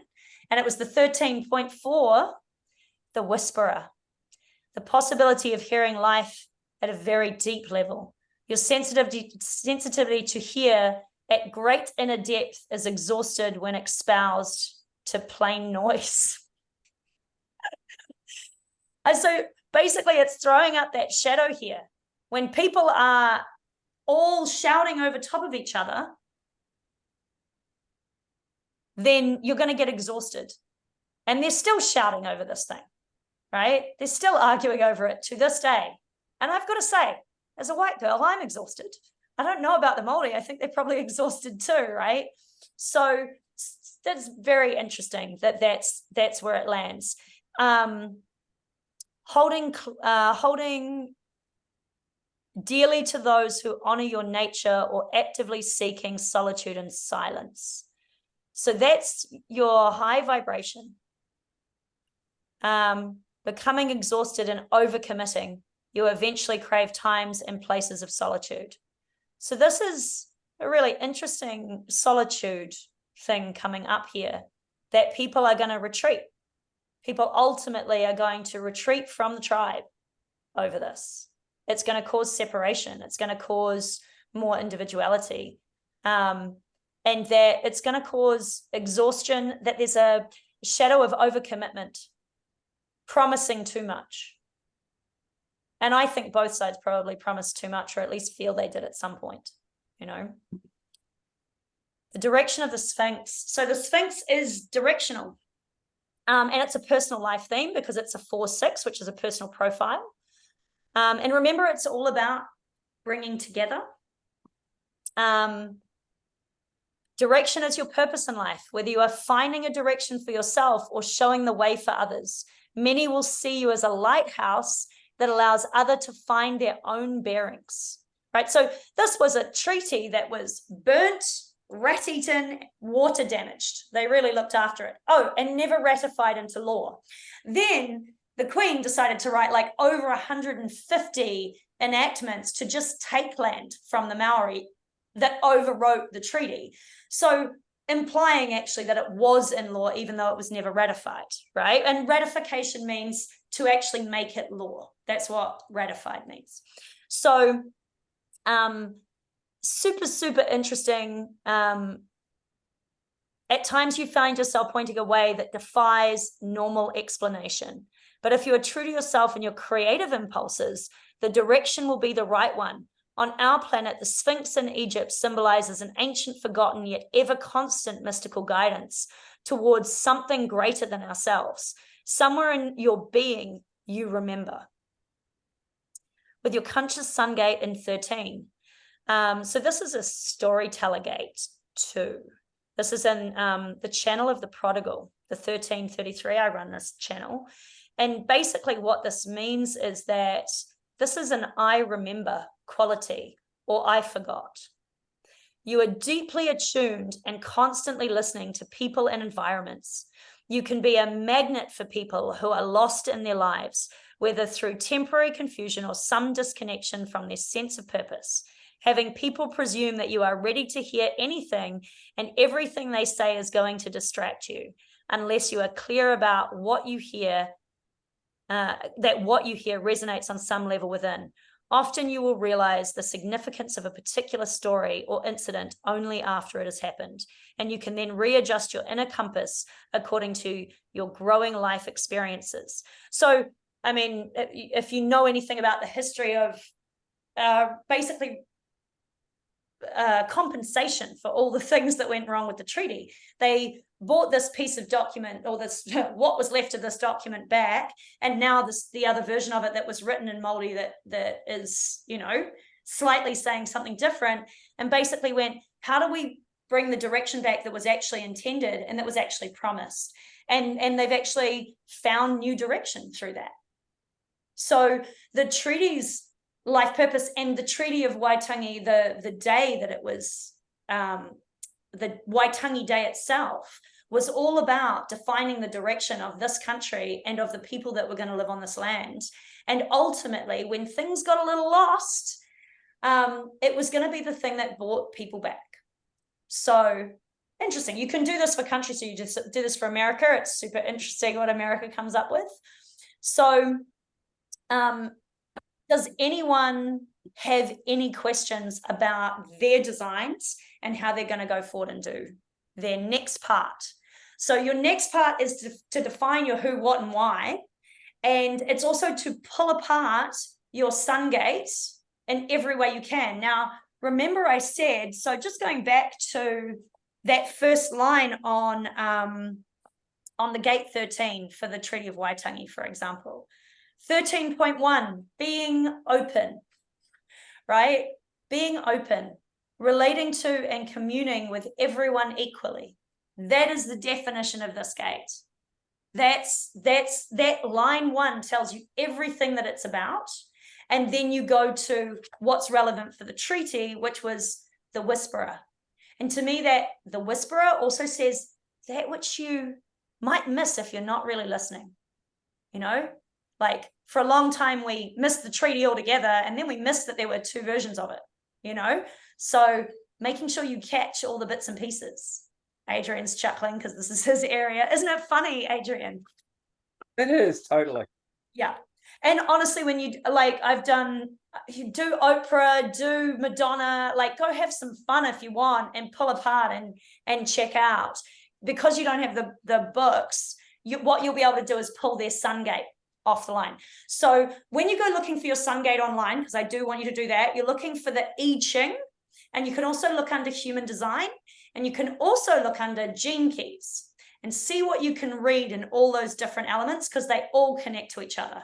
The I Ching is embedded in human design, and gene keys is the development of human design. So I wouldn't say it's kind of more, but it's kind of not. Those sequences are in human design, but gene keys brings in another visual, another way of viewing it, which is really helpful for a lot of people. It also brings in a more feminine element, which Ra, to my mind, just didn't quite have. But I do love human design in its format. So, questions? Yeah, if you don't mind, Erin. So that mine was 7.1. Yes. My sun gate, and so the first 2 paragraphs of 13.1 are identical. It's all about the Sphinx. Yes. Yeah. But then and also, if you look as to where those gates are, so when you look at, let me just bring up some. there's too many gaps in my knowledge. Yeah. So my chart. interestingly, like the gate 7 and the gate 13, they're both at the top of the diamond, the self-center in the middle, and they're both leadership gates. So it's interesting that they're both Sphinx, pretty much, right? But then you've got that gate 13 influence, which is the listener. And then in the 7, where was I? You've got uniformity. So this is about coming together. This is about consensus, uniformity. So it's about finding consensus. So, and quite often the shadow in this is going to be finding consensus or not, and just running roughshod over people. And so it's always about like recognizing the difference between being the rooster, being the bully, versus, not that I'm saying you're a bully, by the way, but kind of using quite an extreme word, being the bully versus being the leader that brings people together and finds consensus for everyone to work with. And of course, sometimes that's a way of speaking, because this is a gate that comes out of the self-center and heads towards the throat. Now, you're a manifesting generator, right? Yeah. So you have a defined throat, so you have a defined way of speaking. Do you mind if I pull your chart? No, I'd like you to, yeah. Awesome. Just ask people. This is what Get we're some here understanding of it. And we will be doing more of this on Wednesday as well. But in the meantime, there it is. Why is that not just opening? It keeps wanting me to rewrite. Oh, yeah, your chart's so interesting. I love looking at this chart. It's just, to me, this is just one of the most interesting Manny Jenny ones, because he's got a full, I hope you don't mind me sharing that as well. No, He's got a full tantric light up. Like all the tantric gates are alive, which is really cool. This is very, very transformative energy. Look at that, baby. Okay, so what we have here is a 7. It's not connecting to his throat, right? It's there waiting to connect with someone who has that 31. But he has, this is a person who leads by saying, I know what to do, trust me, let's go. And people are like, oh, explain it to me. And he's like, no, just trust me, I've got this, right? So this is knowing leadership or creative leadership. So his way of speaking is going to be to kind of guide by beyond knowledge. It's just known, if that makes any sense. And so explaining yourself is something that maybe you don't always want to do. Though with that 7 and with that connecting, I wouldn't say it's about explaining what it is you're going to do. I would explain,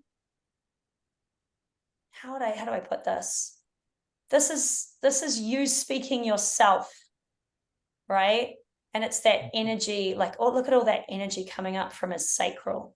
So this is about him speaking about his self-leadership most. And from a creative thing, it's like, I don't know, there's like creativity. Where are you? You're in the 1.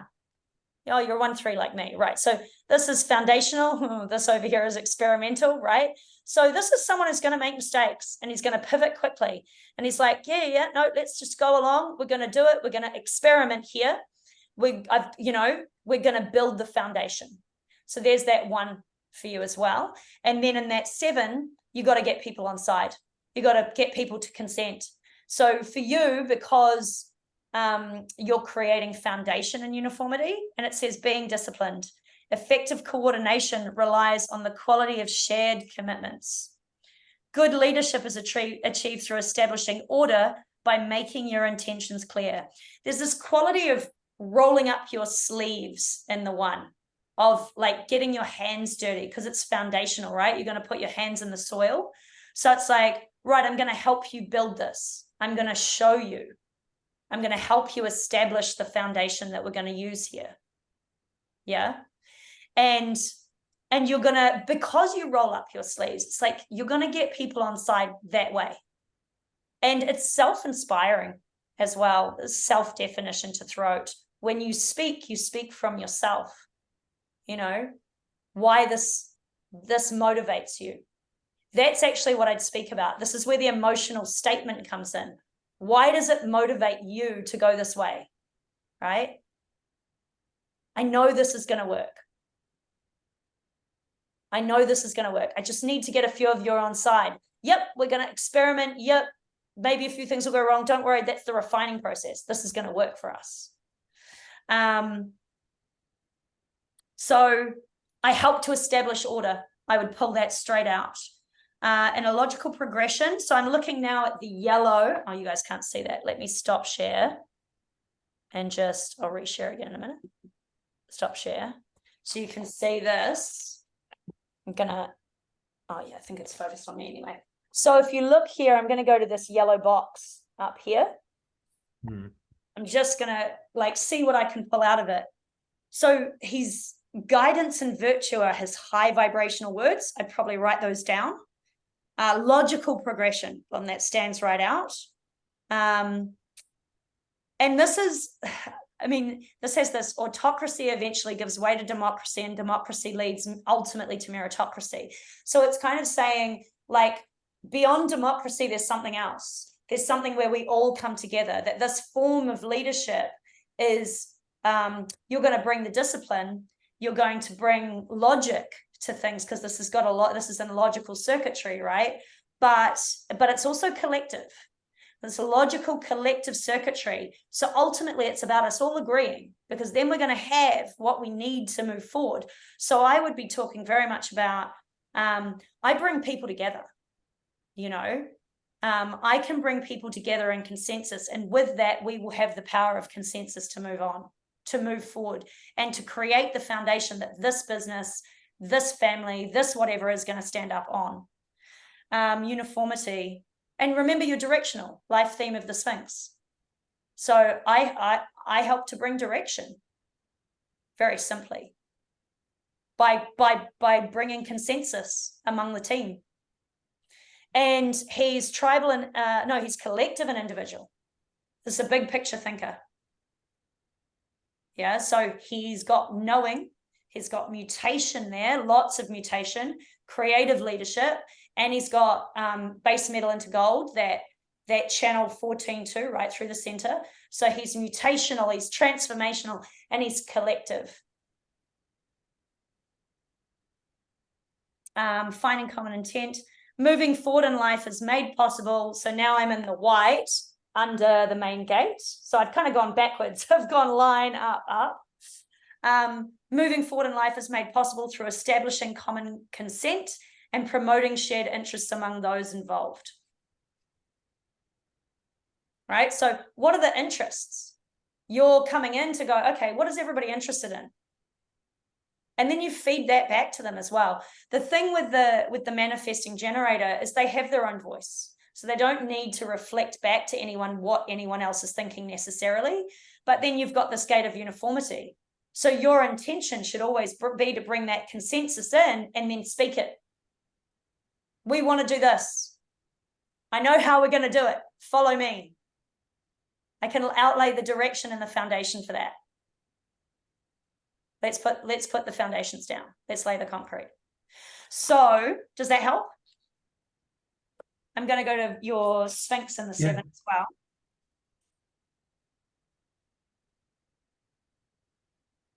I'm going to go straight to his Sun Gate 7. You give logical guidance. Guidance keeps coming up.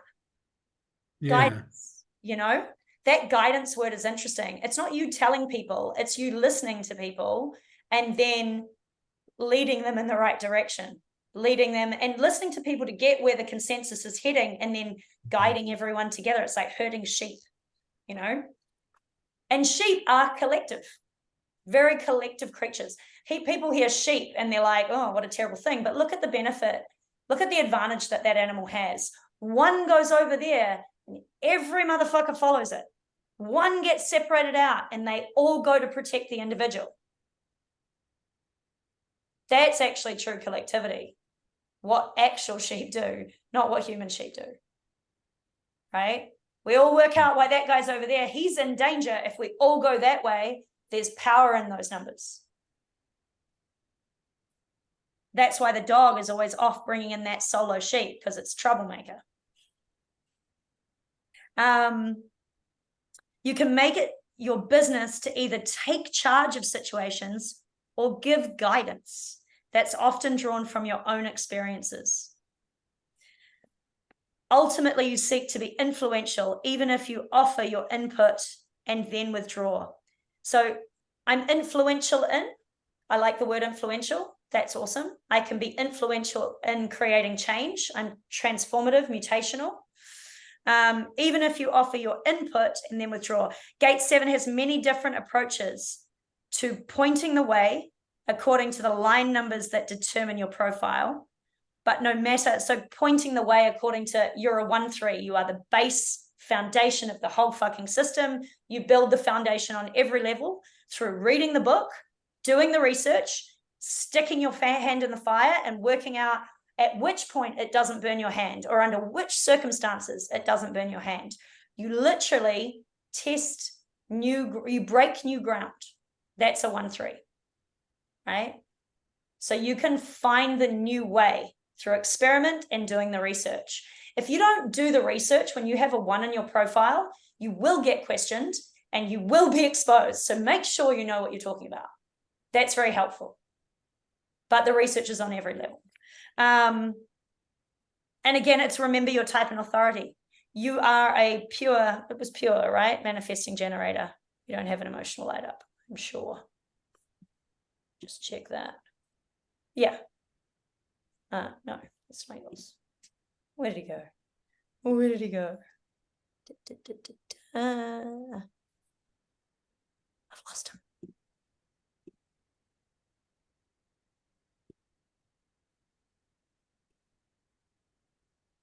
I lose you already. Oh, there. Yeah, so you're not emotional. You're undefined emotionally, completely open spleen. We should talk about that. But yeah, you are a quick, I would say, a quick moving. I'd say you're a little bit too quick to get into things, is what I would say. So that ability to stand back and assess the situation and really get the information from everyone first and then go forward. But I feel like my feeling from you is that you've been burned a few times from being a bit too quick. So you have a tendency almost to hold back, maybe too long sometimes. And other times still that bad habit of jumping forward quickly. Does that make sense? So sometimes it's like you're hesitating when everything in your system is like, yes, yes, yes, yes, yes. And it's like, you can go now, you know, because that manifesting generator chart, it's getting that first gut light up. And then it's checking it out, checking it out, checking it out, checking it out until it gets that continued yes. And then it's like, right, I'm in. And he's sacral. So it's all gut light up. The gut says yes, the gut says yes, the gut says, ooh, maybe not. The gut goes, oh, again the next day. And it's like, oh, hang on, we need to backtrack here. Hang on, maybe we need to pull out of this. Maybe we need to completely go back to the beginning and check it again because my gut is saying no all of a sudden. Or it's saying, or it's saying nothing. If your gut says nothing and you're purely sacral, I mean, in your case, you have self-definition, you know?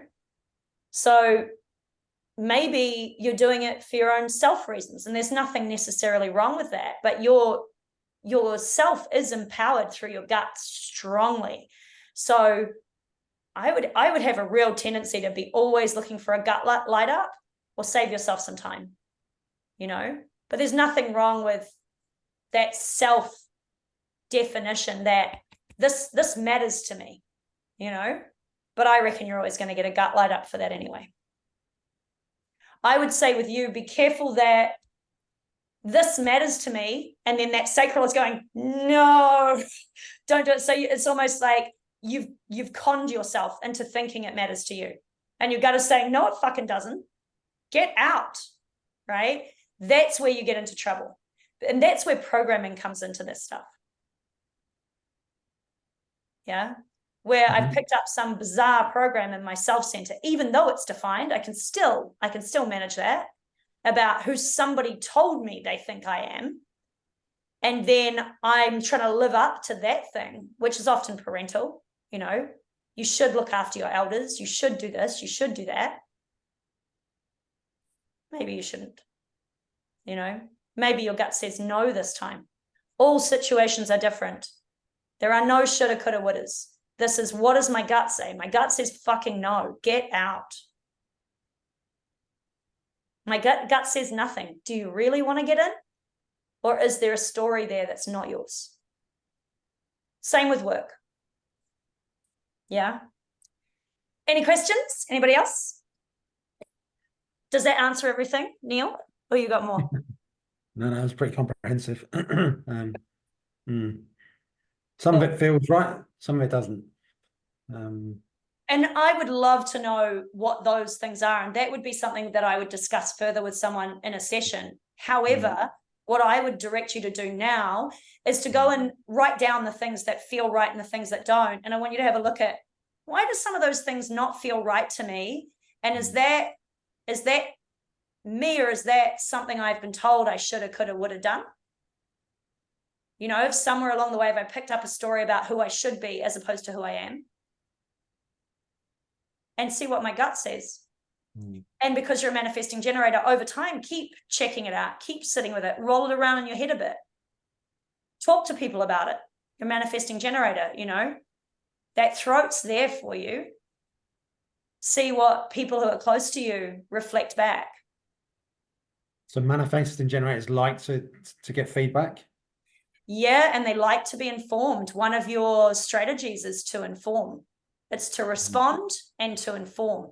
Not ask permission, but to respond, looking for that sacral or emotional light up, you know, emotional response and clarity, and then to inform people. I am going to do this. This is what I'm up to today. And that all of these things work both ways. So manifesting generators like to be informed back. Hey, I'm going such and such. Oh, thank you very much. Now at least I know what you're up to, you know. Think about when your partner or your child or whatever, for those manifesting generators out there, has left you in the dark and how that's felt. Yeah. Yeah. Also, I find manifesting generators are very quick and off doing so many different things that sometimes I'm like, well, just let me know what the fuck you're doing, you know? So I'm not a manifesting generator. I don't really care. But if I know that at some point you're going to bump into my life, I want to know when that's coming, right? And so with boyfriends, I've dated a lot of manifesting generators. It's my little addiction, right? I love all that energy. With boyfriends who've been really informative, great. With boyfriends who haven't, it's like, oh, you're here and now you want me to entertain you and you didn't tell me you were coming and now you're upset and I'm upset because there was no informing going on. Also, I find with them, if I don't tell them what I'm doing, they get really pissy too. I saw you there, Monique. Don't want to keep you too much longer, but interested in what you see in my chart. Yep, no, if you're happy to have a look now, we'll pull you up. I just flicked yours around on here somewhere. Am I still screen sharing? No. Where did you go? Put you down here. Yep, I think I did. Diana.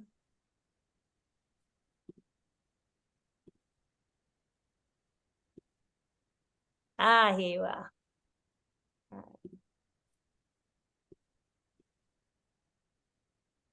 So she is, just enlarge that.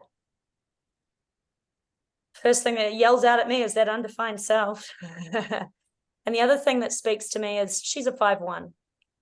This is a really, this is the first of the interpersonal profiles. This is someone who does the research and has the solutions. This is the genius. There's genius in the 5.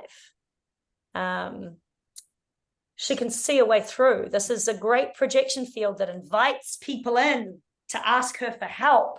It's a lot of expectation. She's hard to get to know. And she doesn't necessarily see people clearly either, you know. So looking at what's going on for her, she's in the 20.5. Oh, it's fun. So This is a throat gate. It's a part of a manifestation channel. It's part of a lot of different channels here. There's a whole individuality grid. This is the channel of busyness.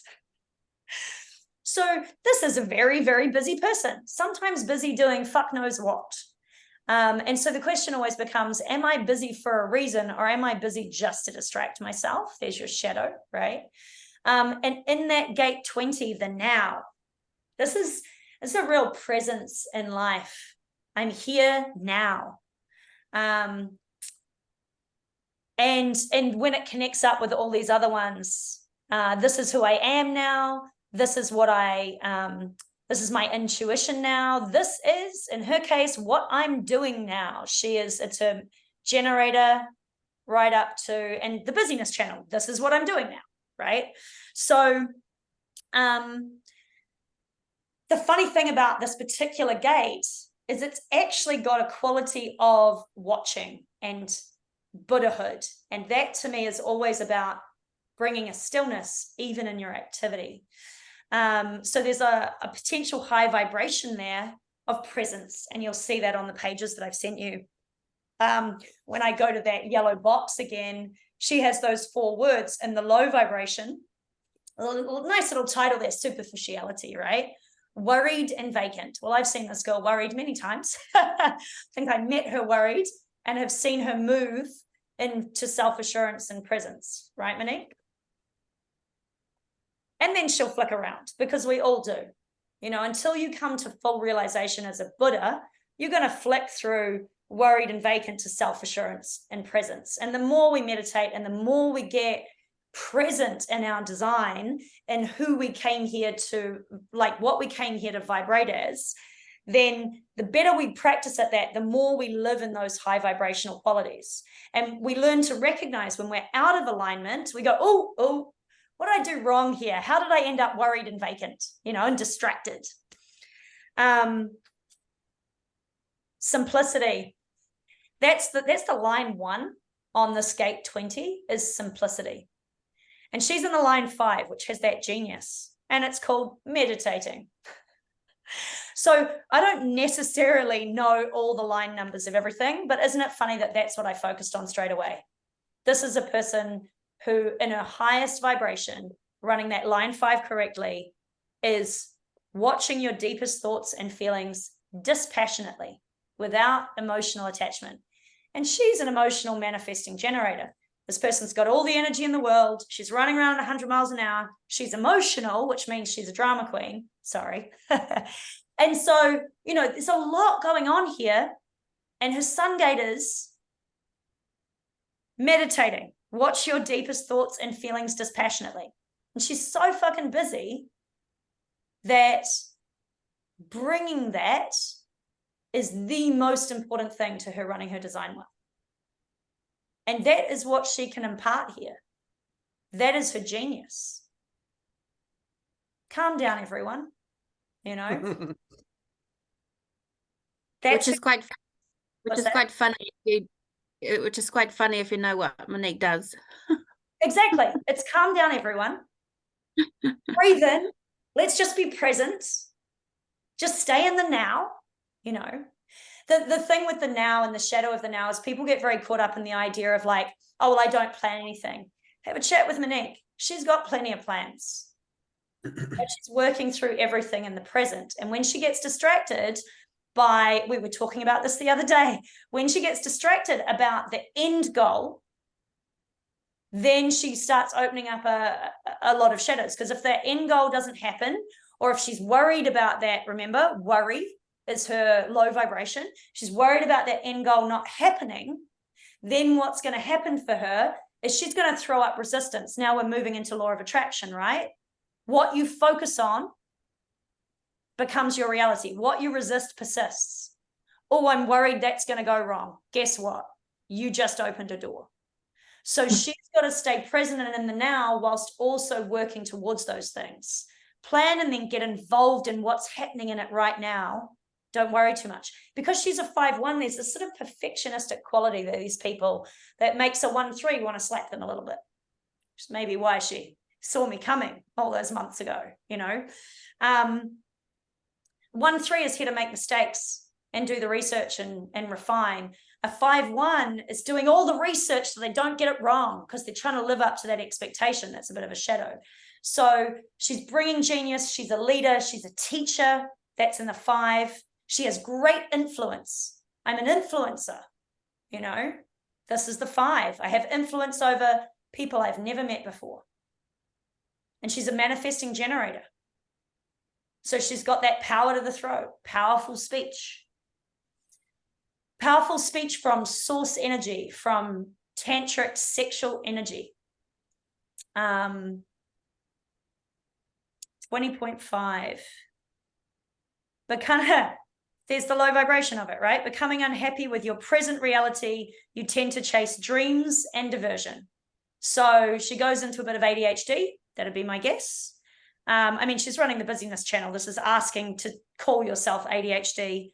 I would just say that you're using busyness in the shadow way, right? Which is fine. That's what happens. And chasing drama. Well, she's also emotional, you know. And emotional is constantly moving. That's a wave. We're constantly looking for stillness. And where does she get that high vibration? You know, meditating. And then she's going to access a disciplined approach towards promoting sound standards in the world. I like that. Sound standards. I might fancy up the language a little bit more, you know, but promoting sound standards. There's something interesting there, because I do feel that you have that quality of bringing the standard, you know. What are we all here to live up to? Well, I did all the research. This is where we're going, you know. By sitting in the gateway between this and that and watching every aspect of life dispassionately, you are led to find clarity in your life. Concentration leads to contemplation, leads to meditation, you know. And that's why also we use duality. Yeah. Life theme of duality. I mean, it's understanding that there is no real duality ultimately. You know, seeing, it's got that same quality. Someone's got the life theme of the Maya here. Oh, John does. He's not actually present today. Where are we? Oh, I've gone the wrong way. 20.1. Duality. Your life theme is to be aware of and to balance within. 2 very strong and yet sometimes conflicting needs. To be aware of and to balance within. How does awareness and balance as a need sometimes conflict? It's a question for you to consider. You know, one is dynamic, and then the other one has that quality of stillness to it. Individual in the world. Dynamic influence as an individual, and the other need is to be inclusive and contributing part of your community. I mean, I feel like this is exactly your back and forward all the time, right? Tearing you apart. How do I give my entire self to everyone? And how do I hold my own boundaries? In the Sun Gate 20, you are constantly evaluating your circumstances and surroundings, lining up your next agendas and seeing how to implement them. You might get involved in an array of projects and pastimes with other people without appreciating how important those people are to you, since you are too busy to pause and realize it. You are enormously effective in assisting your community through the things you do. I assist my community. That would be a phrase I would pull out. In all aspects of what I have to offer. I just want to go up, and you have great ability to achieve almost anything you commit yourself to. Because of this, others will consistently make assumptions that you have and have high expectations about exactly what you are going to do for them. So there's a real need here to be very clear about who you're speaking to, or you're going to be end up being a slave to everyone. You know, because you've got that tear between what do I want and what does everybody else need, and I want to give that to them. You know, I want to serve my community, because that's the problem with 5-1s. Sorry, it's not a problem, it's a shadow, right? Something to work with. They're always concerned about the big picture. They're building the foundation, like the 1-3 builds the foundation for the individual personal profiles. for the personal profile, sorry. The 5-1 is building the foundation for everybody in society to stand on. It's a big responsibility, but you're still running very strong individual channel here, you know, and also that struggle is individual. In fact, all your actual circuitry, bar 1, is individual. You've got this individual knowing here. You've got knowing, making lemons out of lemonade.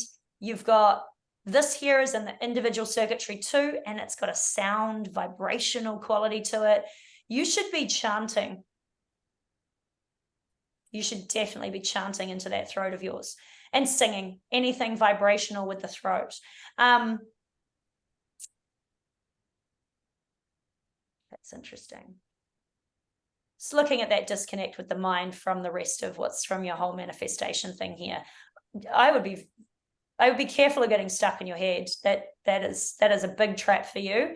And this channel here has this tendency to try and solve things, solve problems. And it's like the pressure to know, right? Coming down and to like try to work it out with your mind. But ultimately, it's a knowing channel. It's beyond knowledge. You're not working it out. It's just known. It's almost like you have to trust that psychic drop-in through that channel. It just is, you know, it is and it's obvious. And there's no connection here to explain it. To explain what's going on in your head, I wouldn't even bother. So this is the family channel right here. Where's your 27 sitting? Down the bottom somewhere. I've got a bar in the way. Nope. Where is it? 27 in South Node. 27 in South Node and in the 4. So this is what you bring in from a last life, right? And this is nourishment, looking after everyone, nurturing. And this is you moving away from it. So that's something there for you to look at. What are those nodes doing? I would go there next and have a little look around just on a personal level with your chart, because I know you and I know that this South Node is what you're moving away from and this North Node is what you're moving to. So that's worth a little nosy. What else? Being clear on your commitments. Busy and easy for you. Busy involving yourself with people and situations you're empowering, that are empowering and constructively supportive for all concerned. There's something interesting in the middle paragraph here, and I only read like parts of paragraphs, but with hers, I want to go a bit deeper. Being busy is easy for you. However, being busy involving yourself, see how they keep saying busy, yourself with people and situations that are empowering and constructively supportive for all concerned is your ultimate aim. Being busy involving yourself with people and situations that are empowering and constructively supportive. I am here to get involved with situations that are empowering and constructively supportive. That I would be highlighting and pulling out. And it's collective. Individual is not enough for you. You've got to build a platform. You got to go bigger. And she has a podcast, so she already has that in a way. But I actually think there's something else here that's the next step, that's to do with a system, you know, and it might be a system that brings other people like you together. That might be your system that you get other people to implement, and that you get clients to come in and take on board. But yeah, there's more there about that, because you're that 5-1, you're always going to want that. And 1, you do the research. You will accomplish great things. It is refreshing when you make agreements with people who honor the agreement's terms, because it makes you feel supported and appreciated. That's just an interesting thing about, am I being supported? Am I being appreciated? Am I in the right place? How do I feel about this? Because when you're not supported and appreciated, you're not going to feel good about it. And then your feeling center is you're an emotional authority, you know, and this is slow. Emotional authorities are slow, you know, you gotta sleep on it. You got to take some time. You got to feel it out. You're here to feel everything. And connection with people is going to help you feel more. And then and how you're connecting people is going to be ultimately why you're feeling anything in the first place. And then, mainly, and then you've got that sacral happening, and then you're a manifesting generator. So it's slow.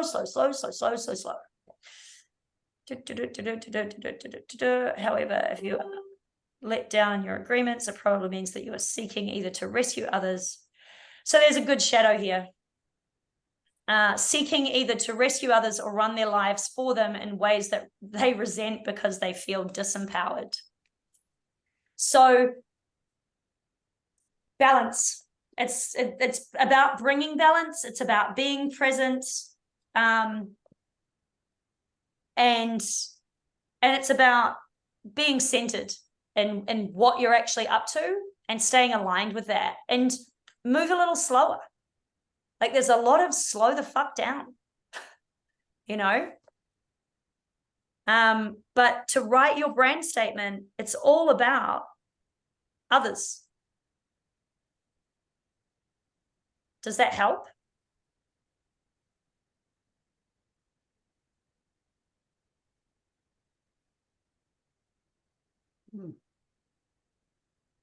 Monique? Are you abused? Yeah. Any I think questions? I think I have to sit with it. Yeah, that was a lot. I think the main thing is go through and pull apart this Gate 20 from every angle that you can, pull all the resources that you can off the internet, go through the pages that I've given you. And then to me, like, I think this whole thing, I would absorb this into personal life theme over and over and over and over again. Like I'd read it a few times and really sit with it. And then I'd highlight and cross out different highlights that don't speak. Like I would play with this a lot, because to me, it's something about building foundation. It's something about being a leader and a teacher. Definitely come in. I mean, that's obviously what you're up to.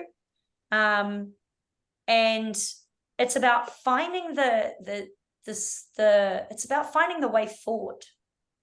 That 5 has that quality of finding the way through, finding the something, but it's maybe about finding the now in your case. It's about how do you bring people to the now? How do you help people to find the now? Coolness? Makes a lot of sense. Yeah. And I mean, that is what you do. And meanwhile, staying balanced while you do it. Yeah. So it's always going to be that in order to really help people find the now, you're going to have to be here.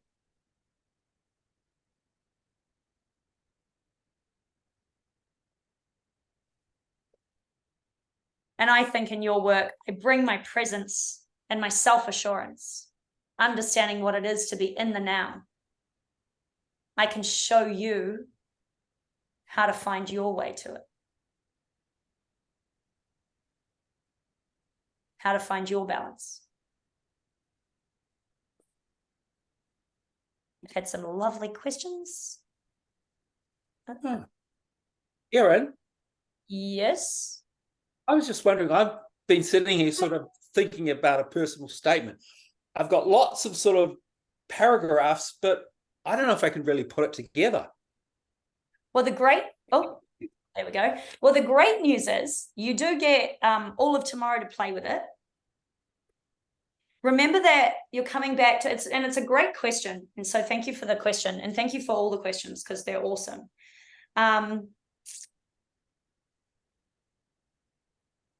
When I'm writing my personal statement, I'm still talking about how I'm integrating in this world, how I'm present here in this world.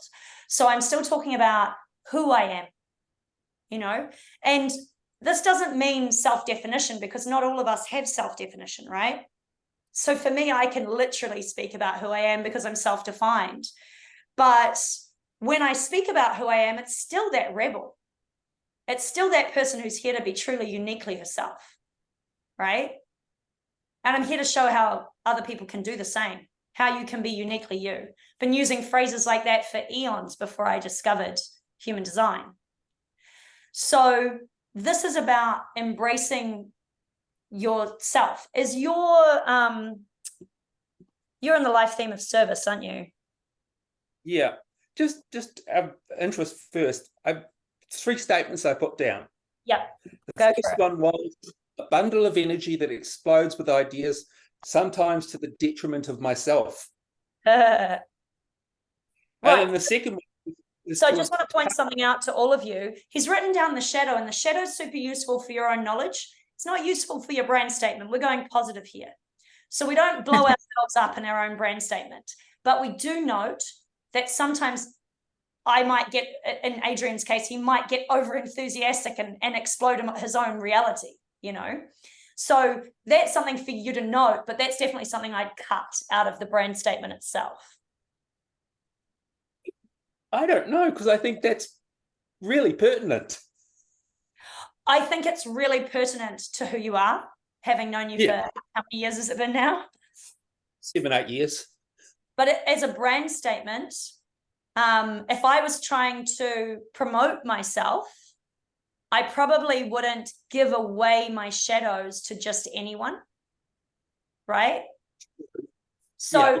however, if I was going on a dating site, for example, I might put that because it's also funny, right? Yeah. So I might use that, like, I'm so like, and it's got that expletive sort of quality to it. So I might use that there, but I wouldn't use it to go to a dinner party and talk about myself. Unless I'd established, you know.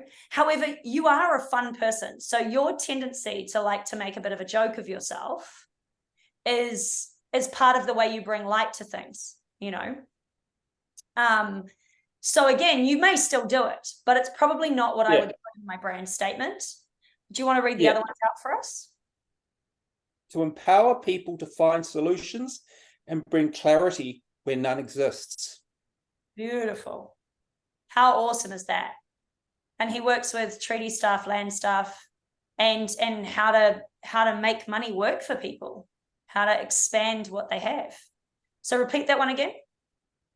To empower people to find solutions and bring clarity where none exists. Yeah. To empower people to find solutions and bring clarity. That's a great line. I would definitely be playing with that one a lot. Yeah. And of course, the third thing was something I used to say quite a bit to you right back in the beginning. No worries. Whereas what was that? I make Mr. Bean and Frank Spencer on their worst days look like Rudolph Nureyev.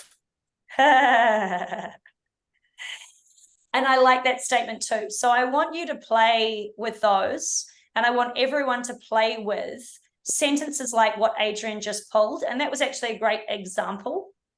And I would, like I said, I would look at pulling those key words out in the gate, particularly the positive ones. You know, in Monique's case, it was presence and self-assurance, and seeing if they're going to be useful to me. And then keywords out of my theme, my life theme. And then what I want you guys to do is I want you to give me your workings tomorrow, end of play. So we're looking for anytime like kind of 9 o'clock is not too late tomorrow night to get these back to me. Okay. So, and don't, wherever you're at, just send it. And try to give yourself that succinct statement. So I put all my workings down and then I narrowed it. I pulled out the words I wanted. Keep in mind, my statement's gone through 3 iterations by the time you guys have seen it. So it had a whole lot of other words in there that got narrowed down for my purpose and who I'm reaching out to. Does anyone have any more questions? Did I miss anything? I just wanted to say, sorry. Go. I just wanted to say, in the little yellow box, with the low vibration, it said purposeless. And I guess, yeah, that's how I've been feeling. What's my purpose? Where was that? You found that in your gate? Yeah, in the yellow box at the top. Oh, yeah.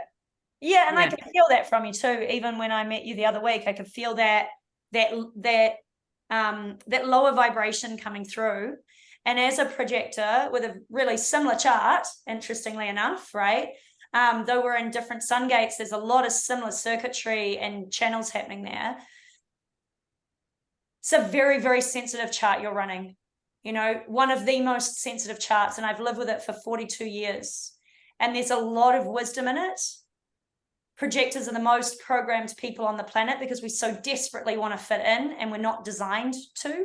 And so we keep trying so hard and we enmesh a lot and we get very caught up in the coulda, shoulda, wouldas and what we must do, you know? So exactly.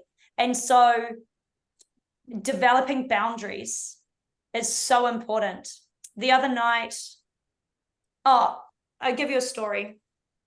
Sorry, this is leaning over. I'm going to send this out also when I finish here tonight. I'm going to send this out so you can all review it tomorrow if you have time, and you can flick through the bits that you've missed. How do I put this?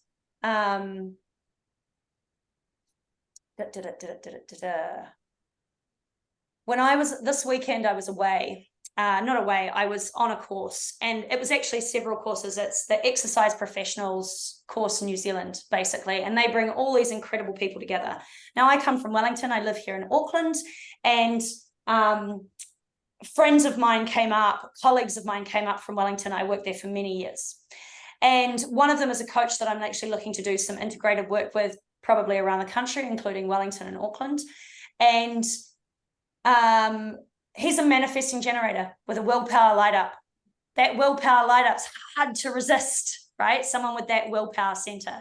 It's only 30% of the population. When you have that 26, it's just so easy to want to fill other people's wants and needs, right? It's so easy to want to do that. And you have the wisdom to do it. So, and you have the wisdom about that heart health, that heart healing. It's pushing towards that spleen. So he, on the first night, he didn't even get to where he was meant to get until like 6:30 in the evening. And then he was like, oh, I've landed, you know, I'm here. Are you ready to come out? And I was like, oh, for an hour.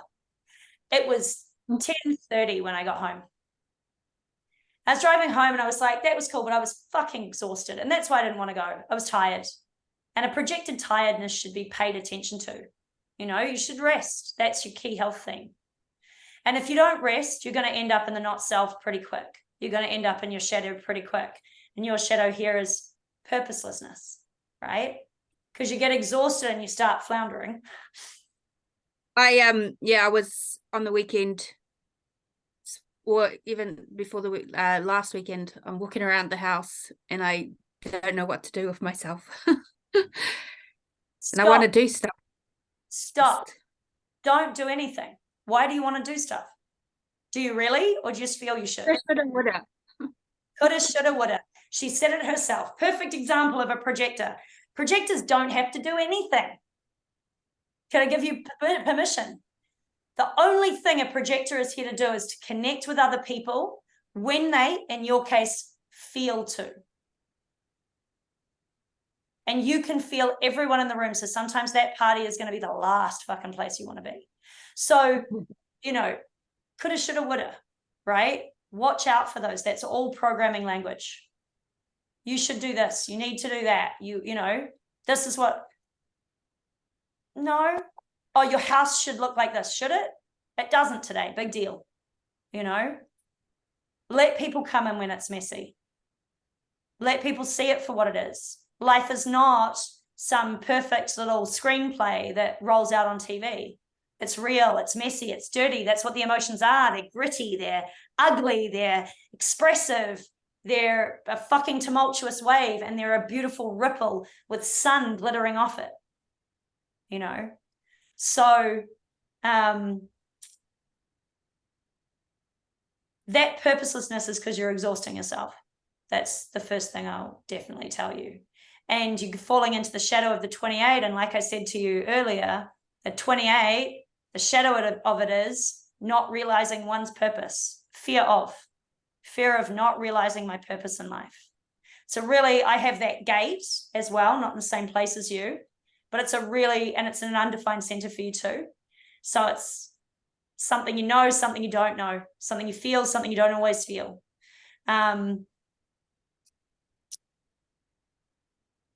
I understand. I 100% I'm probably one of the few people in the world that really understands a lot where you're coming from. You know, it's very, very interesting to see your chart. And it's quite a rare chart. So you need to rest. You need to give yourself permission to rest whenever you need it. That's where I had to start. I had to start with giving myself permission whenever I wanted to say, oh, I know I said I'd come, but I'm sorry, I just can't. There are people I don't talk to anymore because they couldn't respect that. I don't give a flying fuck, right? That doesn't necessarily mean sleep though, right?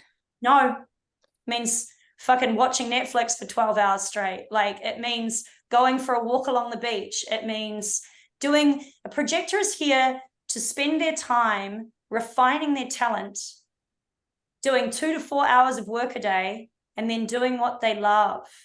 And if what you love right now is brushing your cat or taking your dog for a walk, go do that. If it's, I'm a 1-3, I love to research. I spend so much time listening to stuff, geeking out on shit, listening to human design stuff. Like, I'm super, super crazy about absorbing information, fitness, health, nutrition, you name it. I'm in 3 courses right now. I just enrolled in one last night, you know? So that's what I love. And it's relaxing for me, especially if I can listen to it. Because my ear is switched on with my 4323. So is yours with your 43. That ear is alive. It's ready to listen. So music is good. Vibration is good. 432 hertz music. Use 432 hertz. So yeah, that's my basic. But I want you to also spend some time imagining over the next couple of days, is what I'd say to you. Imagine what it's going to be like to live in that theme, in totality, in immortality, and beyond it all, the game player of life. It's all a game. And you know how to play. And you can show others how to play, because that's wisdom you have there for others. I can show you how to play this one. What was your fraction? What's the number that you're in? Your profile? Which is the like 28.6. Yeah, so you're a 6-2, that's right. So another interpersonal, you know, like Monique. So you can be a bit self-sacrificial, learning how to look after yourself and then look after everyone else. You know, and playful, you need to play. The game player and the 2 play, the natural. I don't need to worry about it. I just do it. Just do it. No worries. Maybe they I'm so tired. From the playing, you don't get tired from playing. You're tired from your crazy ass head. Does that help? Yeah, I think so. So, anybody have any other questions? No? Awesome. Excellent. Sorry, Erin, I was speaking, but I was on mute. Oh, what did you say, Neil? Just the yellow box again at the top. So the 2 on the left are your low vibrations. They're your Shadow. shadows. And Shadow the 2 or on lower the- vibrational, they're all you. Yeah. And can you explain what the one opposite? So in the chart, I was the 7.1, and I had a line going directly up to the 31. What is that? What is that relationship? Right, so the 7 is pushing towards the throat to connect with the 31. The full channel is called the channel of the alpha, and you're pushing towards influence. So it is good to know that. I'm reaching for influence here, right? Take my consensus with me and reach for the influences. But you're also influential as well, you know, because you're accessing the gate in that whole channel. So what happens is, with the channels and stuff, it's a little bit of a human design thing. I've got the gate, you've got the gate 7, but you don't have the 31. So you only get the access to the 7 If you had the 7 and the 31, or you came together with someone who had the 31, you'd get access to the 31. So the power, that influence lights up a bit more in whatever way they're using it. Plus, you now get access to the full channel because you're hanging out with them. And they get access to the full channel because they're hanging out with you. And so now you get something even more. And that's the electromagnetics of the chart, is that when I have a gate and you have a gate and those gates meet up, boom, we get access to a little bit more together. And that's how we bring teams together in human design, how we look at partnerships, families, businesses, picking people to work in your business. How does their chart fit in with what you're up to? How does their chart fit in with the team? Who am I going to put them next to? It's fucking fascinating stuff. And I've read charts for families where there's a dad and 2 brothers, and you can see the influence that each came here to do on a karmic level. And that's insane to look at. I've read businesses where I can see what they can contribute, why they're attracted to each other, why they're disrupting each other, even more importantly, and how they're going to make space for each other, or what they're going to need to dilute that. I need a third party to come in and dilute that energy. Interesting, eh? It is, yeah. Yeah. Cool. All right. So All when right. will you make this recording available? Because I need to listen to it again. I am going to literally do it now because I really want you guys to have everything as soon as possible. And I notice also I've got to deal with Annalise because she doesn't have a time of birth. So I need to try and narrow down her chart for her. Though her chart is something different too. She's got everything she needs because it didn't move too much. Coolness? Yep.